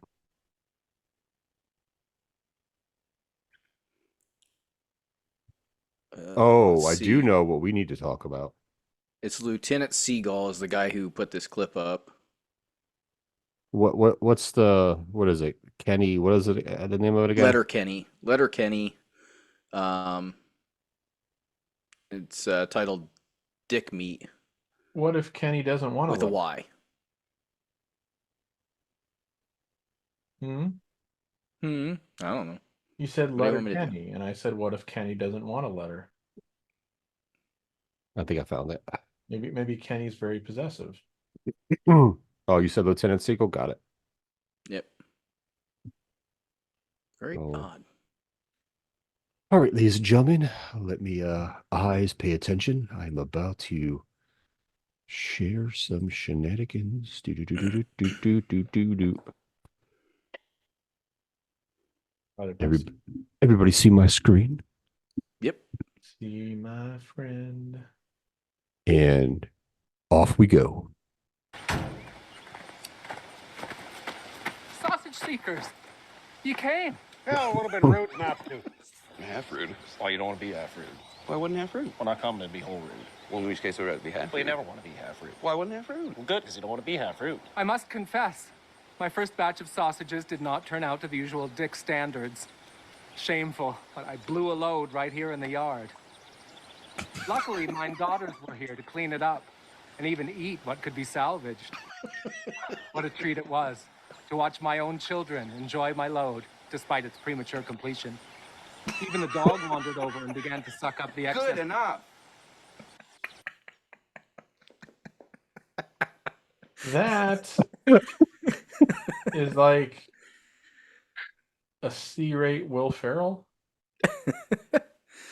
Oh. Oh man.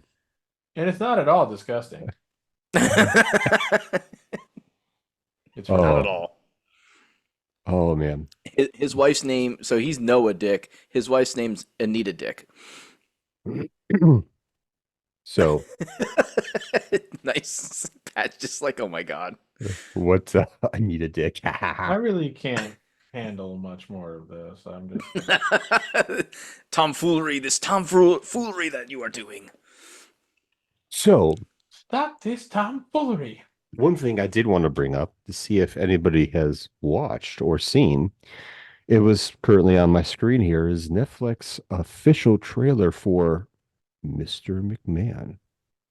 Oh, I did not see the trailer. I'm gonna go watch that now. I will pull it up if I we also get saw tagged. I don't care. I also saw in today's Rumor Roundup article on Cage Side Seats that people in WWE are, quote, not happy about it, which really made me go, because as the trailer will show, if you're going to pull it up here and everything, Yep. There's a lot of WWE participation in this, so it's like, Yeah. can't really blame the filmmakers for telling the whole story then about what happened once all the fucking allegations came out and shit. You just. Yep. So this trailer is 2 minutes and 16 seconds long. I'm going to play it. I might stop in certain sections to kind of talk about it, but we'll let it roll. People have wondered who I really am. The portrayal of me, I'm a bad guy. But no one really knows me. In the world of professional wrestling, Vince McMahon, he's easy to hate. What you expect, I don't fight fair.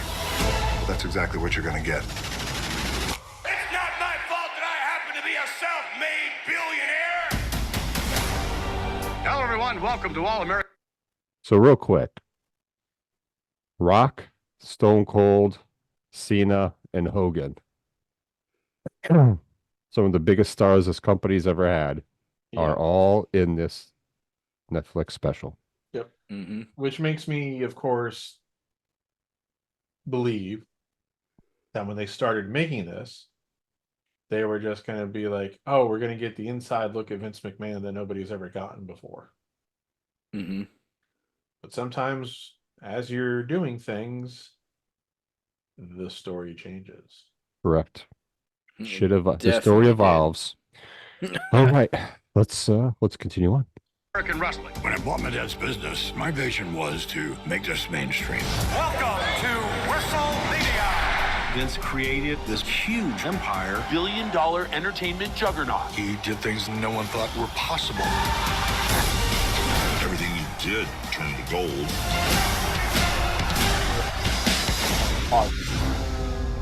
There were so many scandals going on.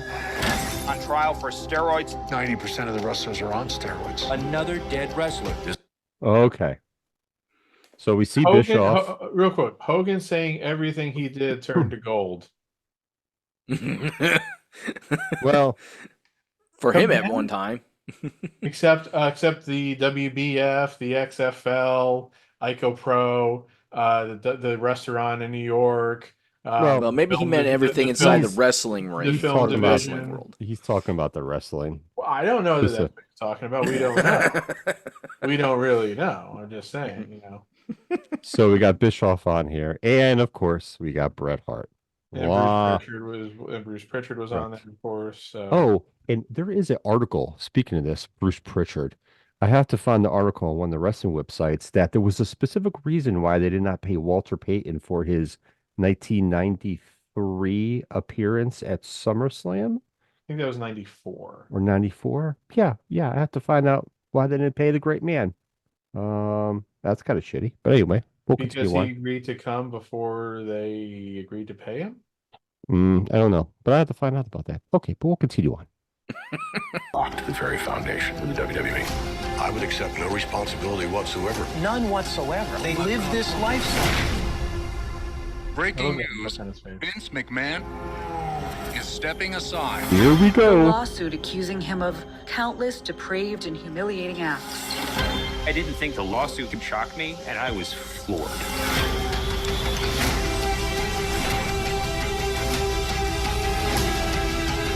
When it comes to Vince, a lot of that is a character. He's going to show you what he wants you to see. I was there. Yes, we you were. were too, Jeremy. Yep. Yes, we were. I don't remember if Joe was there. No. So Triple H is on here now too. So, okay. WWE can't be that mad. Lines of reality are very blurred in our business. The individual loses all sense of who they really are. My name is not Vince. My name is Mr. McMahon.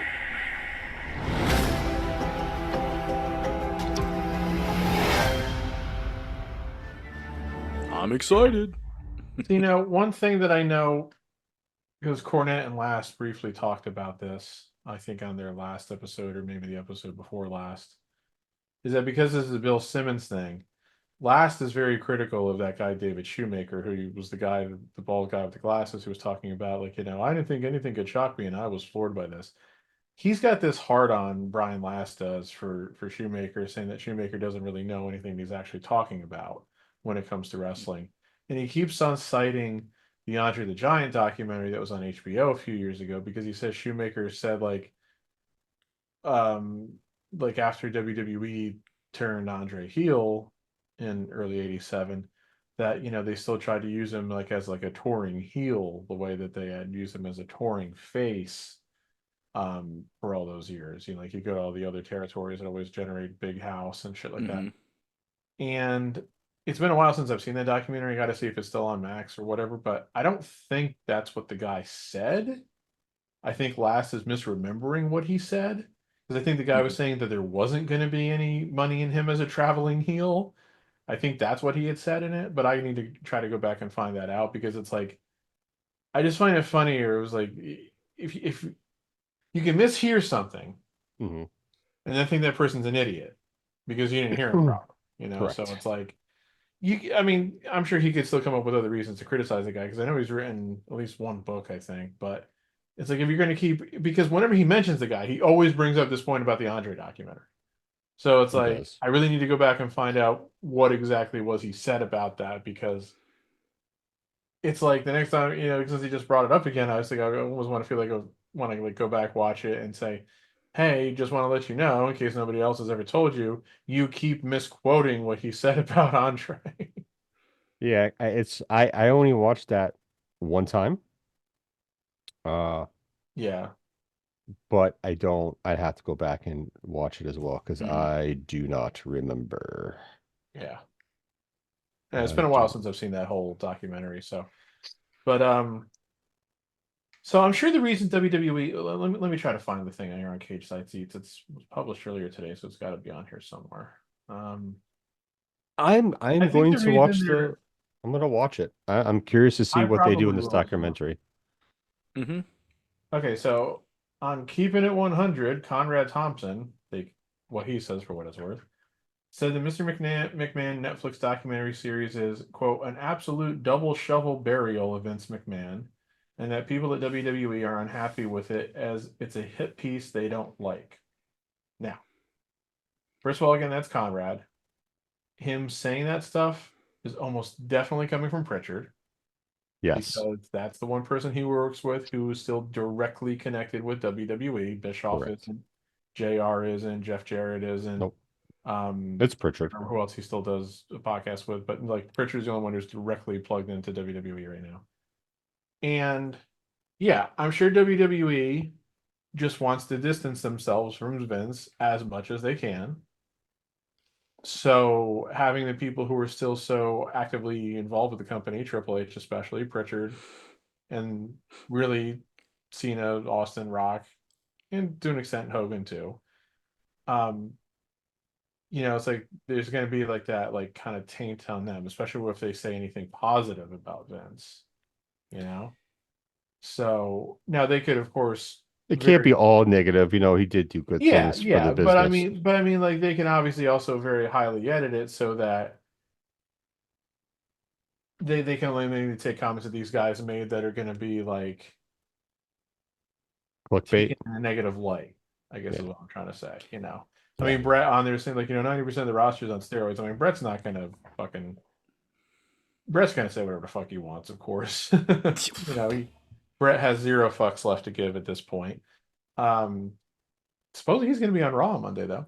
Well, that's yeah, because they're in Calgary. But I don't know. It's like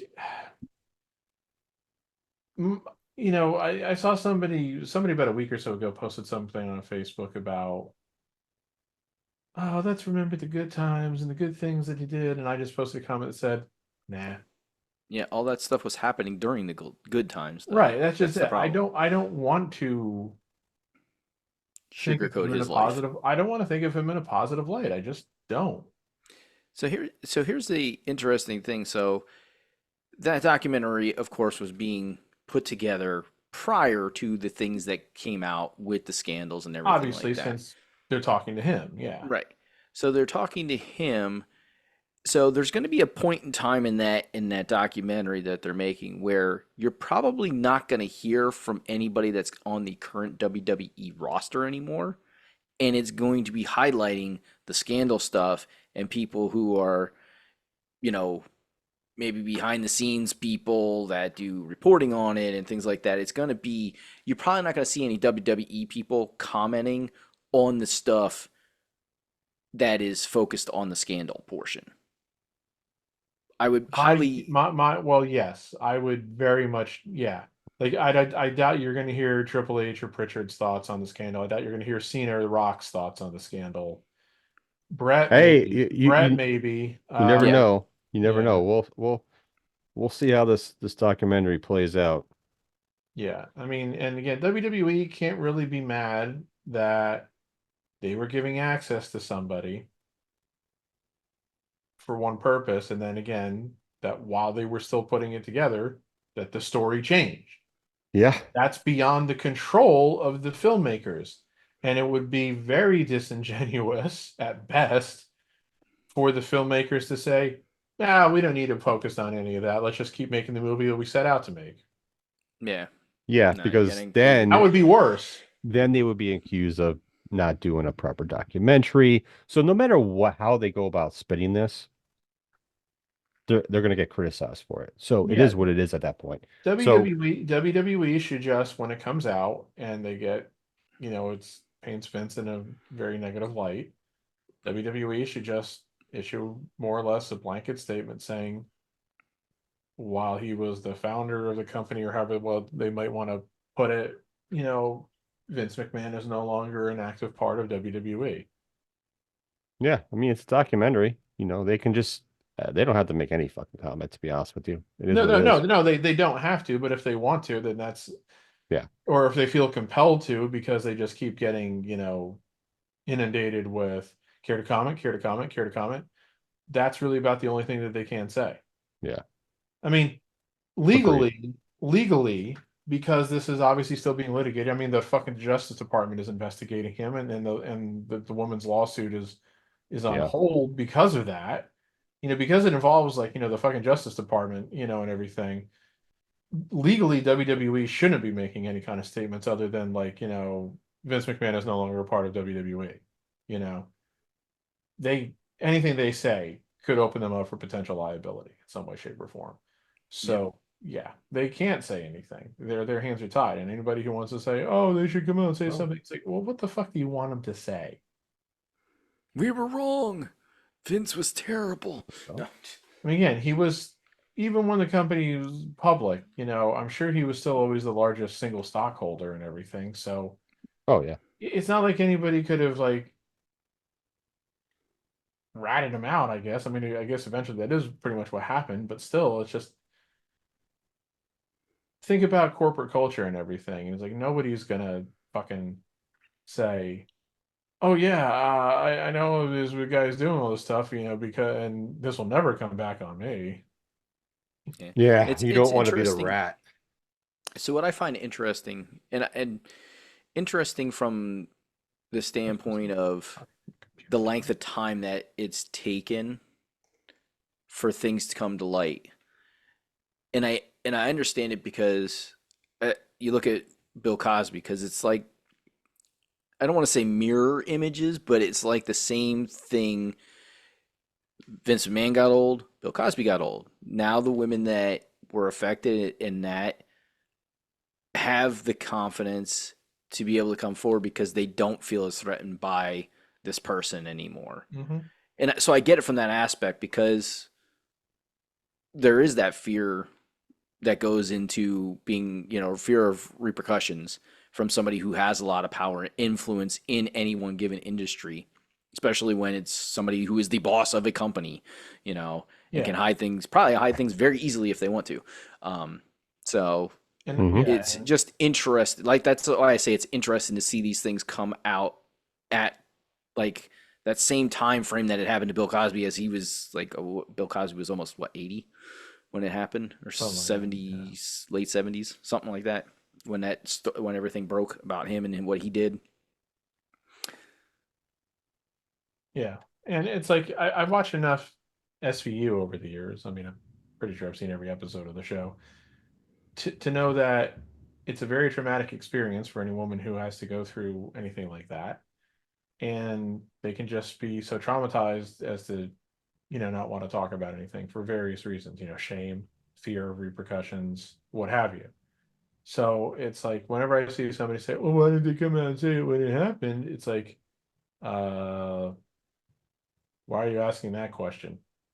So it's like that mindset still kind of disappoints me when you hear about people just who are like so willing to not believe because their immediate thought is, oh, they're trying to shake the person down. Yeah. Yeah. I mean, why I'm sure those things why happen, would they but wait that's all these why would they wait all these years to now shake the person down when the responses they're getting is exactly what they feared they would get? Disbelief, accusations of lying, just everything. So, and do those kind of things happen? Of course. People make false stories about everything, you know. yeah, there But are false allegations, but I think that the statistics have steadily shown that the percentage of false allegations is very small.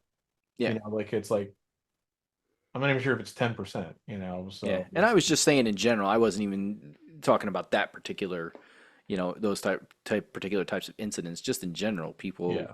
you know, tell lies because that's what people do. But, you can't just assume somebody's a liar just because of the person that's being accused of something. Yeah. Yeah, it's craziness. Craziness. But aren't we all a little crazy? Yes, we are. I'm sorry. While you two were chatting, I was just pulling up the results for tonight's AEW All Out pay-per-view. Oh. Just Yeah, to it's kind over, of, isn't it? Yeah. just to, it might be just to see the results. Was Read this at what Wembley? Is this the one that was at? No, that's right. This is in Ohio. That's that's this right. You this said is that our friend was going. this No, is the one that's they're in in Chicago. Chicago. Oh, The he went to now Center. Chicago to see that? Yeah, he always does. Well, I don't say he always does, but he's gone some. This is, I think, his third or fourth one. Yeah, but yeah, it's in the Now Arena near Schaumburg. Near, I should say, the Now Arena. Yep. So I'll just go through the results. Fuck it, why not? Yeah. I'm still okay. I'm not a big fan of the pre-show stuff anymore for both promotions, really. I think WWE's changed their pre-show to be more like I'm watching College Game Day. Yeah, you know what I mean? But so here's some of the matches for 0 Hour. I mean, that's fine with me if Jackie's on the show. Of course. 100%. You pigs. Fuck yeah, 100%.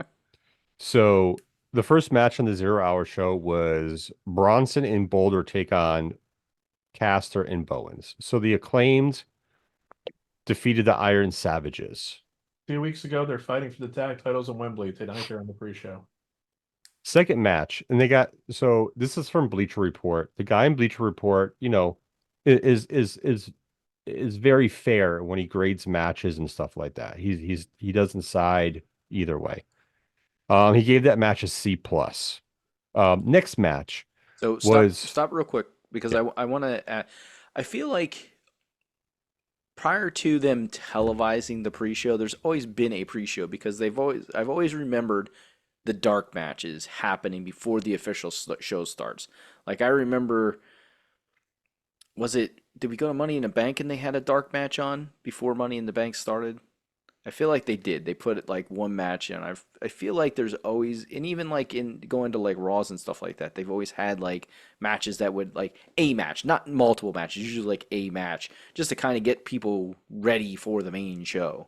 Am I They thinking haven't wrong? really been doing that in WWE for a while now. they do No, it. I mean They do it after the show now, if they do any. that's what I mean. Like Like I said, since they started televising the pre-shows, they no longer have the dark matches like they used to. But prior to No. the pre-show era, Oh well, like yeah. that's what I'm talking about. So Yeah. it's not like they've never had a pre-show. They just didn't always televise it and made a big deal of it. Yeah, I mean, I don't I love the concept of the pre-show because you're like, you know, because usually the pre-shows were free. You were able to watch the pre-show up until the actual live show started. So that was cool to have, some of your talent on there. Now I kind of feel like, to be honest with you, why do you have one of your best tag teams on a pre-show? Yes. Save that for the talents that don't get a lot of airtime and are not on a lot of pay-per-views. Yes. That's just my opinion. Give them some time to shine in front of these people. You know what I mean? Yep. So, all right, go ahead. Sorry. no, you're good. Second match. Tony Nese, Davari, Josh Woods taking on Dustin Rhodes, Sammy Guevara, and Hologram. Hence the hologram. Hologram. Hence, the latter won that match. Rhodes got the pin, scored a victory. Bleacher Report rated that match as a B. I feel like that was almost the same match that they had it all in though too, which was also on the pre-show. Maybe that was a 10-man tag. I've lost track. I don't care. Third match of the pre-show is another trios match. Jesus. Was the Dark Order versus the Bang Bang Gang. Yeah, three pre-show matches is stupid too. Oh wait, there's more. So that was the Bang Bang Gang defeating the Dark Order. And that was a C+ match. Finger Bang is here. Next match was the it was Top Flight and Andretti versus Undisputed Kingdom versus Mortis and STP, with the Undisputed Kingdom getting the win from Roderick Strong, securing the pinfall for the win. Yep. Andrade's gone again. He's back on AEW again. No, this is Andretti. Oh, Andretti. Action Andretti. Action Andretti. The guy that Chris Jericho made. Yeah. So this match was rated a B.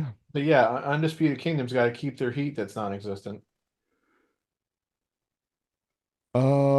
Let's see. So there was 4 matches on the pre-show at #0hour. Yep, and as Charles Bronson said in Once Upon a Time in the West, that's too many. Yeah. Two matches on a pre-show is enough. So the top moments they had in observations from the pre-show was the way MXM collection was shown watching TV backstage was hilarious. Guess you had to see it. Boulder slamming both opponents at once was awesome. Guevara and Nese had great chemistry. The jumping knee Woods hit to Hologram was fantastic. Woods and Hologram had a little botch a minute later. The Dark Order referencing Kai and Tai was great. Top Flight traded their ridiculous pilot uniforms for some Top Gun jumpsuits. Well, that's kind of cool. All right, on to the main show. By then, I'm already exhausted. I've seen so much wrestling. Let's get ready to rumble. I mean, you don't have to watch the pre-show. And those matches had to go quick because you're talking to pre-shows normally the first hour that people are getting there. No. This might have been 2-hour pre-show, to be honest. I'm sure it was a 2-hour pre-show. I'm going to look at it right now Lord. here. All Out 2024. While Pat looks that up, first match of the pay-per-view was MJF versus Daniel Garcia. So the Acclaimed beating the Iron Maidens was 8 minutes and 10 seconds. The 6-man tag of Hologram, Guevara, and Goldust beating 2 WWE rejects and Josh Woods was 9 minutes and 50 seconds. The Finger Bang Gang beating the Dork Order was 7:35. Don't make fun. I hate the Bang Bang Gang. And undisputed, Sorry, Joe. And Undisputed Nimrods beating the other 2 teams was 10 minutes 55. Possibly could have been an hour. So you had basically 40 minutes of pre-show match, like match time, essentially. Hmm. So I don't know if they could accomplish that all in 2 hours or not. I don't care. Because again, So 4 pre-show matches is ridiculous. that's a bit much. So the first match of the night was Daniel Garcia versus MJF. From what I reads on here, it looks like this was a very good match. It says Daniel Garcia was a fan favorite. He's over, and MJF was, being his normal heel self. MJF did win the match. They graded the guy scored this an A minus. Said the first couple of rows had the banner fall right on top of them. MJF is one of the loudest trash talkers in all wrestling.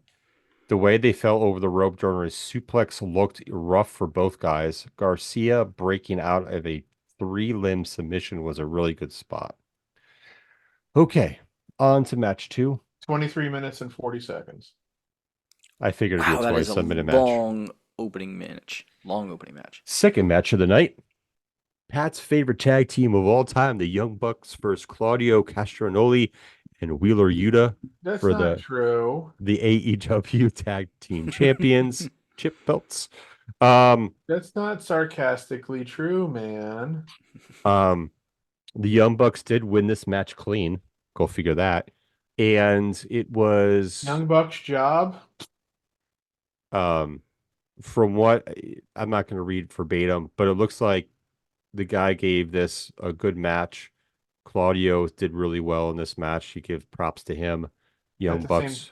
At the same time, the Young Bucks should not be jobbing to the team of Claudio and Wheeler Useless. Correct. So Young Bucks did win. The match was graded a B plus. 15 minutes. Blackpool? The Blackpool something club? Yes, the BBC. 15 minutes 45 seconds. So, in most notable moments, somebody gave Nigel McGuinness a word of the day calendar. Interesting. Awesome. And Claudio swung Matt 20 times. Should have thrown him out of the ring in the swing. I mean, swing him out of the ring. It's easy to do that when you're picking up somebody who weighs $140. True. Third match of the pay-per-view was one of my favorites, Will Ospreay versus Pac for the international title. We think that's what the title's called again. Yeah, it's they could change it tomorrow.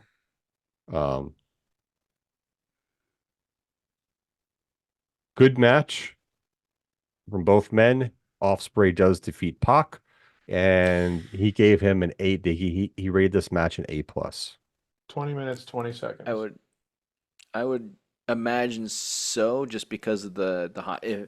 If this writer likes high flying matches, he's probably going to rate that high, because that's going to be high flying. That's going to be a lot of rope, a lot of diving, and he's not. This guy is not really. I want to say it's not really his cup of tea. He likes it. He will give props when props is due, but he's not a big fan of like the acrobatic shit.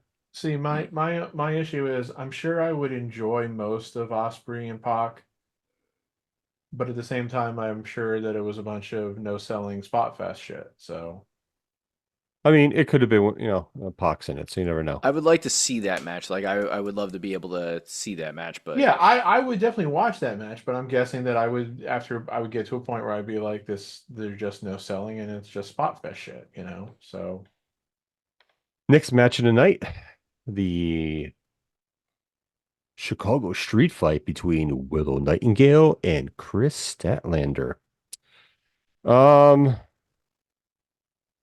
Multiple bumps. Looks like Chris Statlander got thumbtacks to the face. Ooh, that looks rough.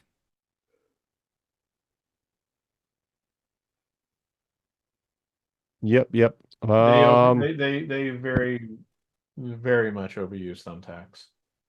Yeah, they did. Like they use thumbtacks in every fucking hardcore type match that they do. Statlander did beat Nightingale, and he rated this match AA. 15 minutes. Stokely writing R.I.P. New Jack on the chair was noted by the announcers. That's hilarious. Was there some kind of connection between those two? There might have been. I don't remember. It's not like New Jack just died or anything. So I mean, next match was Okada versus Cassidy versus Takashita versus Briscoe for the Continental title. Against who? Briscoe. Now, what was the third name you said? It's Tanahashi Takashita. No. That's not his name. His name is Konosuke Takeshita. Oh, yeah. I'm sorry. I'm thinking of the actual other guy. Christ. I'm thinking of the Takeshita is actual. how it's actually pronounced, but of course, Cornette still likes to call him Takeshita. So Okada did win. Was rated as a B+. Actually, you know what's funny is that Cornette stopped calling him Take a Shit for a while, and then he started calling him Take a Shit again because he was off TV for like 3 months or so earlier this year, and he felt like they were wasting him. So I just I just wish they would have got the Briscoes on there before the one brother died. Because it wouldn't look like a handout to like, here you go, because your brother died, we'll give you a spot on the roster. I know it's probably not really that, but that's what it feels like when you watch it and you see him at all these different matches and stuff like that. A lot of it's fucked up because they supposedly didn't want him on because the network. They supposedly didn't want him on because I guess of like anti-gay shit that they had said in the past. I don't know how long ago that stuff was. I don't know if they really feel like that or still feel like that. So like I think that was supposedly why like they were saying we don't want these guys on TV, and then one of them goes and dies, and they're like, okay, you can let him on now. Just next match. It's a fucked up situation. It is. It's one of those situations where someone dies and all of a sudden we're going to do something, which frustrates me. Yeah. In regards to that. So anyway, that match, Okada beating Briscoe, Pockets, and Takeshita went 15 minutes as well. Next match was Mercedes Moné versus Shida for the TBS title. TBS looks like Mercedes Moné came out victorious, and he rated this match a B+. I saw some picture of Shida. I think it was Shida earlier today, wearing an outfit that, I'm sorry, I'm going to sound like a jerk, but wearing an outfit that she definitely should not have been wearing. Who is this? I think it was Shida. Mm-hmm. She like, if it was her, she was wearing something that made it look like she was wearing like a bikini of some kind that was kind of a small bikini, and it was accentuating the wrong things in the wrong places. Oh. I need to find this. No, like it made her look like fat and disgusting is what I'm saying. Oh, I still need to see what it looks like. They said Monet did come out in a Japanese robe but had on gear with the American flag, which doesn't surprise me as a heel. Ooh, here we go. Cheap, easy heat. That match went 16 minutes and 30 seconds. Camille was also banned from ringside. Correct. And I was surprised because there was one tidbit of information that I did forget about, is that when Camille came out, Mercedes made comment that she's the first signing under the Monet Corporation or whatever she called it. So her being banned from ringside was thinking that somebody else was going to come out and help her secure the victory. But as I'm reading here, I don't see that anybody came out. Yeah, that it happened. Okay. So the next match is Daniel. I always do this. Was Brian Danielson, let me get it straight, versus the Jack Perry for the world title. I think that's very naughty of you to keep calling him by his stage name instead of his real name. I can't help it. I don't know why you keep referring to him as Brian Danielson. Everybody knows his name is Daniel Bryan. And of course, there were shenanigans in this. Of course there was. With the referee knocked out, the EVPs are getting themselves involved. The Bucks ran out, attacked Danielson with a TK driver. Claudio and Yuta came out and chased them away eventually. Blah blah blah blah blah. Oh. Yeah, I'm just gonna read this because there's a whole bunch of shit that happened. Let me start with her. This wasn't about putting on the best technical clinic or the most violent fight. This was about making Perry look like a top star and in the respect of both accomplish its goal. This may be the best match of Perry's career thus far, which you're wrestling Daniel. So yeah. Kill Switch ended up taking out Danielson and had a brief moment with his former tag team partner before Christian Cage arrived to cash in his title shot. John Moxley appeared out of nowhere and stood in his way. Pac and the rest of BCC showed up and Cage backed off. Claudio ended up taking out Danielson and Pac held Yuta back as Moxley put a plastic bag over Danielson's head to suffocate him. The crowd chanted, "This is murder," as Yuta cried while being held back. Doctors attended to Danielson as everyone but Yuta left. Danielson did beat Perry. Of course, he did with his finisher. 27 minutes and 35 seconds. The guy gave it an A minus. I don't care. There's no fucking way that match needs to go 27 and a half fucking minutes. So after reading that, John Moxley did come out with what's her name? And it looks like they're starting. You don't know me. Exactly. They're starting some new faction, and I think the BCC is legitimately done. I think probably after tonight. As well it should be. I mean, the fucking name was only because of Regal, who hasn't been there for over a fucking year now. So and they needed to get away from the Regal stuff. So unfortunately, the name was stupid even when Regal was there. And the fact that Claudio and Pac held Yuta back from what Moxley was doing means those two are aligned with Moxley and what's her name. So I think Yuta does hold the ROH title with Claudio, so we'll see how that works out. But yeah, aren't they holding like the trios titles or you know what? Who cares? They hold one of the ROH titles, tag titles. Yeah, that's why I say who cares, because nobody fucking cares about the ROH titles. Unfortunately not. So that is I don't know if that's really unfortunate. It is unfortunate because ROH should be more than what it is right now. Oh, Perry had a special video package before his entrance that actually listed the location of the pay-per-view as Hoffman States instead of Chicago. So yeah, so Claudio, Moxley, Pac, and You Don't Know Me, I guess all went off, and Wheeler Useless is staying by Danielson, which useless. One of two things will happen there. Either it's just going to be another fucking swerve and he'll go back with Moxley and Claudio before too long, or he'll become a second fiddle to Danielson, which who cares? He's never been impressive. When it comes to Yuta, I would have him play second fiddle to Danielson and then go from there.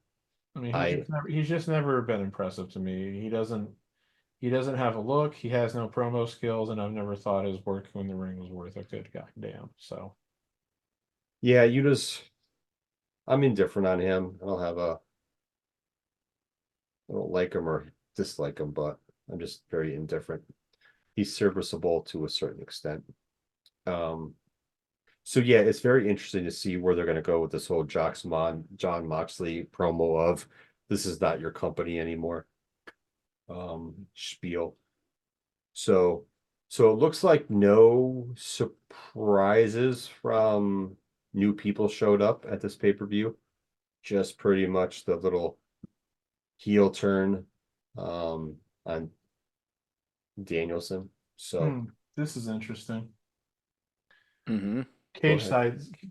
I'm kind of switching topics here, but cage side. Oh, this isn't over because Swerve hasn't faced Yeah, Hangman Page yet. the Swerve Page match is going on right now, but cage side seats summed up the Mercedes match by saying, at that point, the champ reached for a kendo stick. Sheeta grabbed that from her, but opted not to use it. Her hesitation allowed the CEO to hit her moneymaker finisher, kind of, as executing the move cleanly continues to be a struggle, and head off to celebrate with her Camille. This one started strong, but fell apart a bit down the stretch. The discourse around Monet is always something, and it certainly was after a disappointing showing at All In. Will this match inspire more of the same debate? Interesting. Oh, yeah. By the way, did you Jeremy, I know you Yes. I don't think you and I talked about this, so this is kind of just directed at Joe. Did you track down or hear any of that interview with that fucking writer? The Pepperday or Pepperman or whatever the fuck her name is, the one who used to work for WWE, works for AEW now, and is supposedly Mercedes' personal writer. Oh, yeah, yeah. Supposedly she works with other people too, but Yeah, who cares? yeah, yeah, I'm whatever with that. You know what's weird? Like, looks like All Out has always had some type of surprise person, and they had none this year, which I found interesting. Well, There's one more match left, so I guess. that reminds me though of what Cornette said when Heyman called him up to make an appearance at ECW in, I think it was like '97. It was around the time they were doing the whole like Tommy Dreamer thing. Yes. The Tommy Dreamer Jerry Lawler thing. Mm-hmm. It was either Heyman or Candido who I think called Cornette up and said, "Hey, will you be willing to come make an appearance?" And Cornette was like, "Okay, what do you need me for though?" And whoever it was that he was talking to said, "Well, we need to have we want you to be our surprise for this week's show because we always have a surprise." And Cornette was like, Surprise. and Cornette was just like, "Well, What if was you he always doing? if you always have a surprise, is it?" Yeah. Just because it might be different people or different things or whatever, if you always have a surprise, and it ain't a fucking surprise anymore. No, people are gonna expect it. Right. That's what Cornell was saying. He's like, are you sure this is what you want? So I don't know, but I don't know what kind of surprise they could have unless Shane shows up, but I don't see why I don't see why he would show up at the end of this match. No, it would have been more sense for him to show up at the end of the job during the whole John Moxley shenanigans at the end of that match. I told him. I fucking told him. What? I think I told him. What? I'm pretty sure when I was talking to AJ a couple days ago, he expressed his belief to me that there was no way that Swerve could lose this match because I would be losing two big pay-per-view matches in a row. Well, Shane goes up top, considering going further to the top of the cage. Hangman avalanche powerbomb. Deadeye in the middle of the ring. Can't keep Swerve down. Adam has a chair and says he told Swerve to beg and demands he beg before he rams him with the chair. Strickland is unbowed, getting to his feet and laughing in Hangman's face before he collapses under the strain. He rips Swerve's grill out of his mouth. Ew. Wow. You're not Britt Baker. Hangman gets a syringe. Okay. Hangman gets a syringe out of the bag. He stabs Strickland through the cheek with the hypodermic before blasting him over the head with the chair. Swerve is out. Turner calls it. Hangman Adam Page wins by referee stoppage with a chair shot to the head.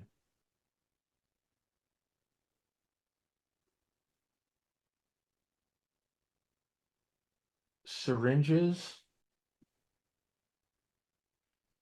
I'm a little disturbed by that. This company is literally doing all it can to combine the worst of WCW behind the stage and ECW in front of the camera. That's what this fucking company is. A syringe. Who let them? Never mind. Never mind. One of the two of them suggested to Tony, hey, I want to do this spot with a syringe. And Tony was like, sounds great. Then they're all fucking idiots. There are certain things that you just shouldn't fuck with, and fucking syringes is one of them. Yeah, dude, that's not. That's Too much can much. go That's wrong. ridiculous. Too much could potentially go wrong. It's not worth the fucking risk. Yeah, that makes no sense to me. Oy vey. It's always like those hardcore matches I watched when I saw them like using, the fluorescent light bulbs and like stacking them up and people going through there. Like the stuff that's in those light bulbs is harmful. You breathe that shit in and stuff like that. It could do some damage. And I just, that's just reminds me of that. A syringe to the cheek. Yeah. Like how? Okay. That's some New Jack shit right there. Well, yeah, that's what I mean. I'm gonna say that's some New Jack shit. I hate to always reference Cornette, but it was something that I think was definitely worth looking at and examining, in the sense of several months ago, somebody sent in a question to whichever one of his shows, I don't remember which one, and just like point blank asked, which do you think has had a bigger detrimental effect on the wrestling business? People who imitate Shawn Michaels or people who imitate Mick Foley and ECW? And Cornette said, well, that's a damn good question. I don't really remember exactly what he said, but I think he went with the ECW shit. As much as he loves Mick Foley too. But yeah, I don't fucking get it. You're not running 4 pay-per-views a year anymore. So you don't need to have 12 matches, including pre-show matches, on every fucking show, number one. Number two, you don't need to be doing this fucking balls to the wall, let's see how outrageous we can get on every fucking show. You can definitely make the argument that WWE plays it way too safe, and I don't disagree with that on some levels. But WWE is also doing its best to ensure, because they know injuries happen. Look, we see how many people are injured all the time. I mean, Charlotte fucking tore her knee up on what was seemingly routine thing, nothing outrageous really. And guys get hurt, all the time for doing various stuff. But AEW always seems to be determined to go out of their way to see who they can hurt next. And the fact that nobody seemingly puts any restrictions on them, and the fact that none of these guys appear to be smart enough to say, "Oh shit, maybe we're going too far," just makes me think that the collective brain power in this company is negative.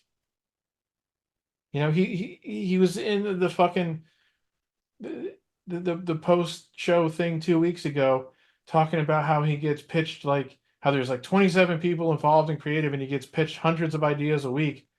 And I go, that's too many people to be working in creative, if you ask me. I mean, I know your roster is bloated as fuck, but even here's the thing. Nobody did ask you, son.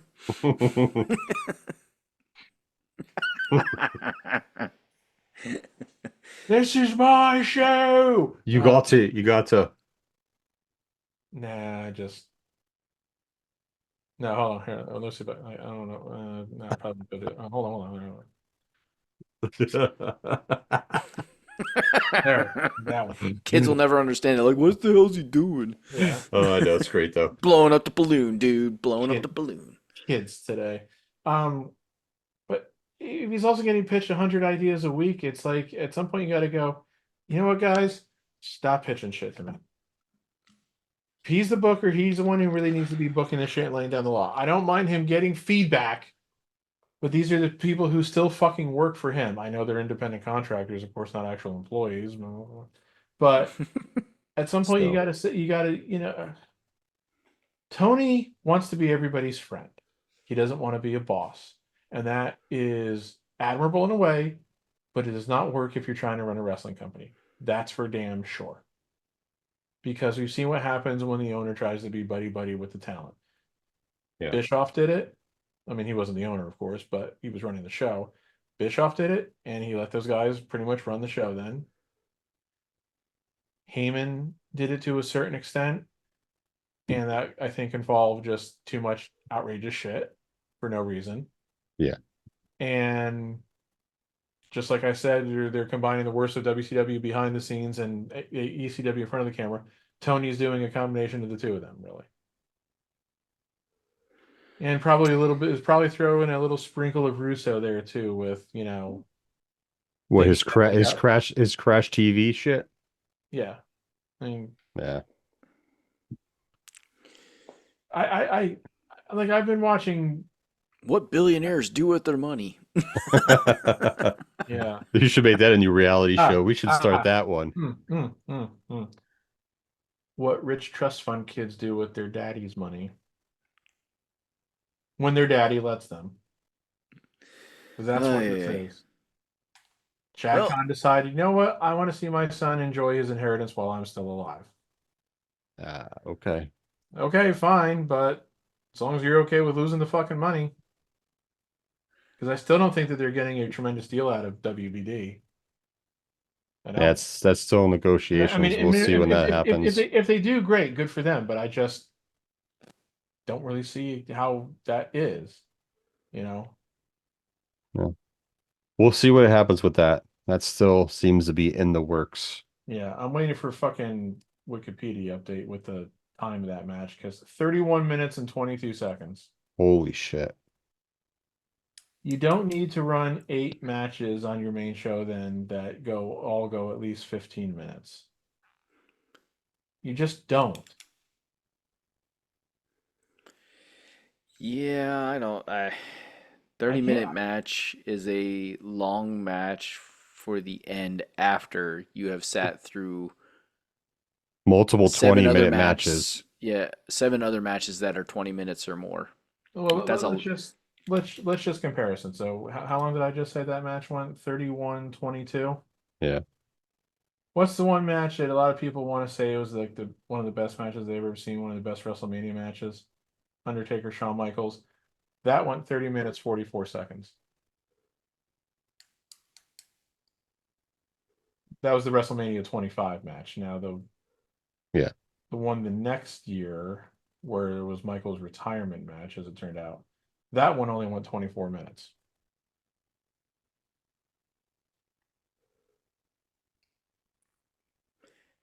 You have no business going longer than Shawn Michaels and The Undertaker at WrestleMania.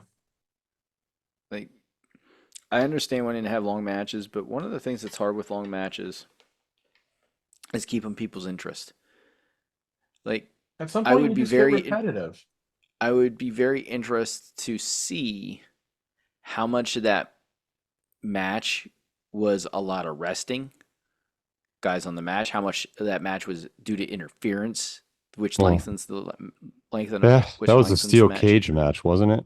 Yes, it was. A lights out steel cage match, whatever the fuck that means. Same thing as last man standing, really.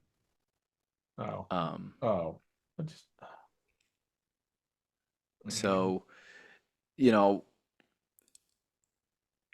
could they do enough wrestling in that 30 minutes that keeps people actually interested in? I want to say probably not. My guess would be probably not too. And I cite 2 examples. One I did see, and one that all these years later I have still avoided watching just because I think I would end up getting bored. The one that I did see was the one from a few weeks ago between Osprey and MJF that went an hour. There were times in that match, like they went into the crowd, there was a couple other things, there was a lot of time wasting in that match. That just says to me then, well, you didn't need to go a fucking hour then. And then the match that I've been avoiding all these years, still have never watched start to finish, only ever watched parts of it, the Bret Shawn Iron Man match. Which I know a lot of people say it's like the greatest thing ever, but I also know there's been a lot of people who said it's overrated and over bloated. And why would they say that? The length. Because it's like, can you really have two guys go 60 minutes and keep it interesting? This isn't like the days of like, the pre-television wrestling where they'd go that long, but they'd also be spending 10 minutes in a fucking hammerlock, so Yeah. Well, yeah, because I mean, didn't Flair's had tons of Iron Man matches and stuff like that, yeah, but they were all. I'm a 60-minute man. But I bet he you is. got to think of the time frame in which he was doing those. One, there wasn't as much television. Two, you were traveling territory to territory, so you weren't always being seen by the same crowd. So if you're doing a match like that, Exactly. you're doing it to give that crowd as much of you as possible because you may not see them or be in that area for 6 2 to months, 3 a months, year. Yeah. maybe 6 months, maybe the whole year. So you're not constantly in people's eyes. It's different now. Iron Man matches, while they sound cool, and I'm not saying they can't be, they're a thing of the past that can be in the past, and that's okay. There's only one type of match in this day and age that I can tolerate going an hour. The Royal Rumble. Exactly. Because enough's going on in that match, enough's changing in that match. It's not the same people generally for the entire length of the match, so yeah, I have issues with my attention span. I know that. I really admit that. But, it just Yeah, I you don't think better. I just don't think you can make interesting wrestling matches for an hour when it's the same two guys. I just don't. So I don't know. It's very hard to do. Yeah, but I was saying like, I started watching Dynamite again just so like I could understand the criticisms I'd be hearing when I listen to Cornette, and I could talk with AJ about it with some sense of knowing what had happened. I just don't fucking care anymore. I just don't.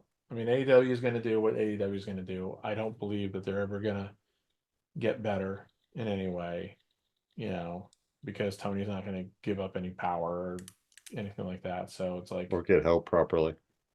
yeah, he can try to say he's getting help or he's brought in this person and that person all he wants, but there's no proof of that in terms of what you see on screen.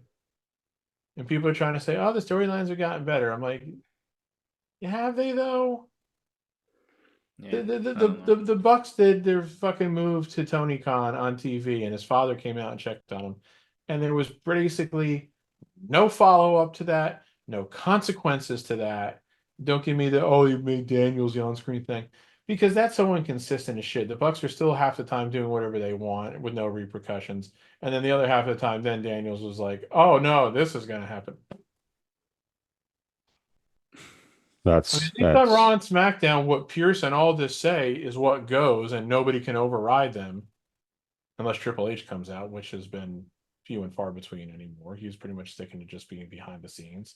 Yeah, that's the other thing. I mean, that's something interesting I've noticed on Raw lately too.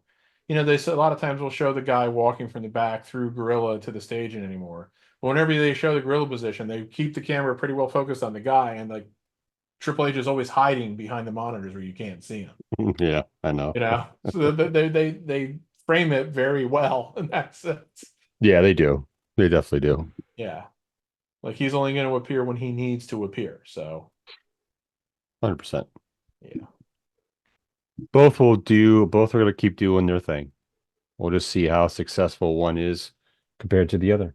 Yeah, I mean, right now, the way I kind of sum up the two companies is that WWE moves too slow and not enough of significance happens week to week. AEW, too much happens, whether it's in the ring or in the storyline. Stuff doesn't remain consistent, so. Yeah, I agree with you. Well, before we sign off for the night, because I think we're done talking about wrestling. Yep. I want to give talking about wrestling. Sorry. Big shout out to my oldest kid. She yeah? is officially graduating with her master's degree in education. That's where we're heading tomorrow. Sunday's the big graduation festivities up at Wilkes University. So yeah, we got a little bit of a drive to get there, but you know, super excited, super proud as a dad. Because my schooling after high school was going to Lincoln Tech. Not that that's a bad thing, just was not going into the education, full on 4-year school thing, or any thoughts of, well, I shouldn't say I didn't have any thoughts, but never followed through on the thoughts of going back to school. So very proud of my kid for That's that. awesome. And Yes, definitely. We'll leave it on a high note. You very much should be proud, and if you weren't proud of that, then there would be something wrong with you. Yeah, man. So, all right. With that being said, we're going to call it a night. We're going to thank everybody for tuning in, whether you're catching this on YouTube or you're hearing this on our Apple Podcasts. What's the other ones? Spotify or Amazon Music, or I can't think of all the other ones that we're on.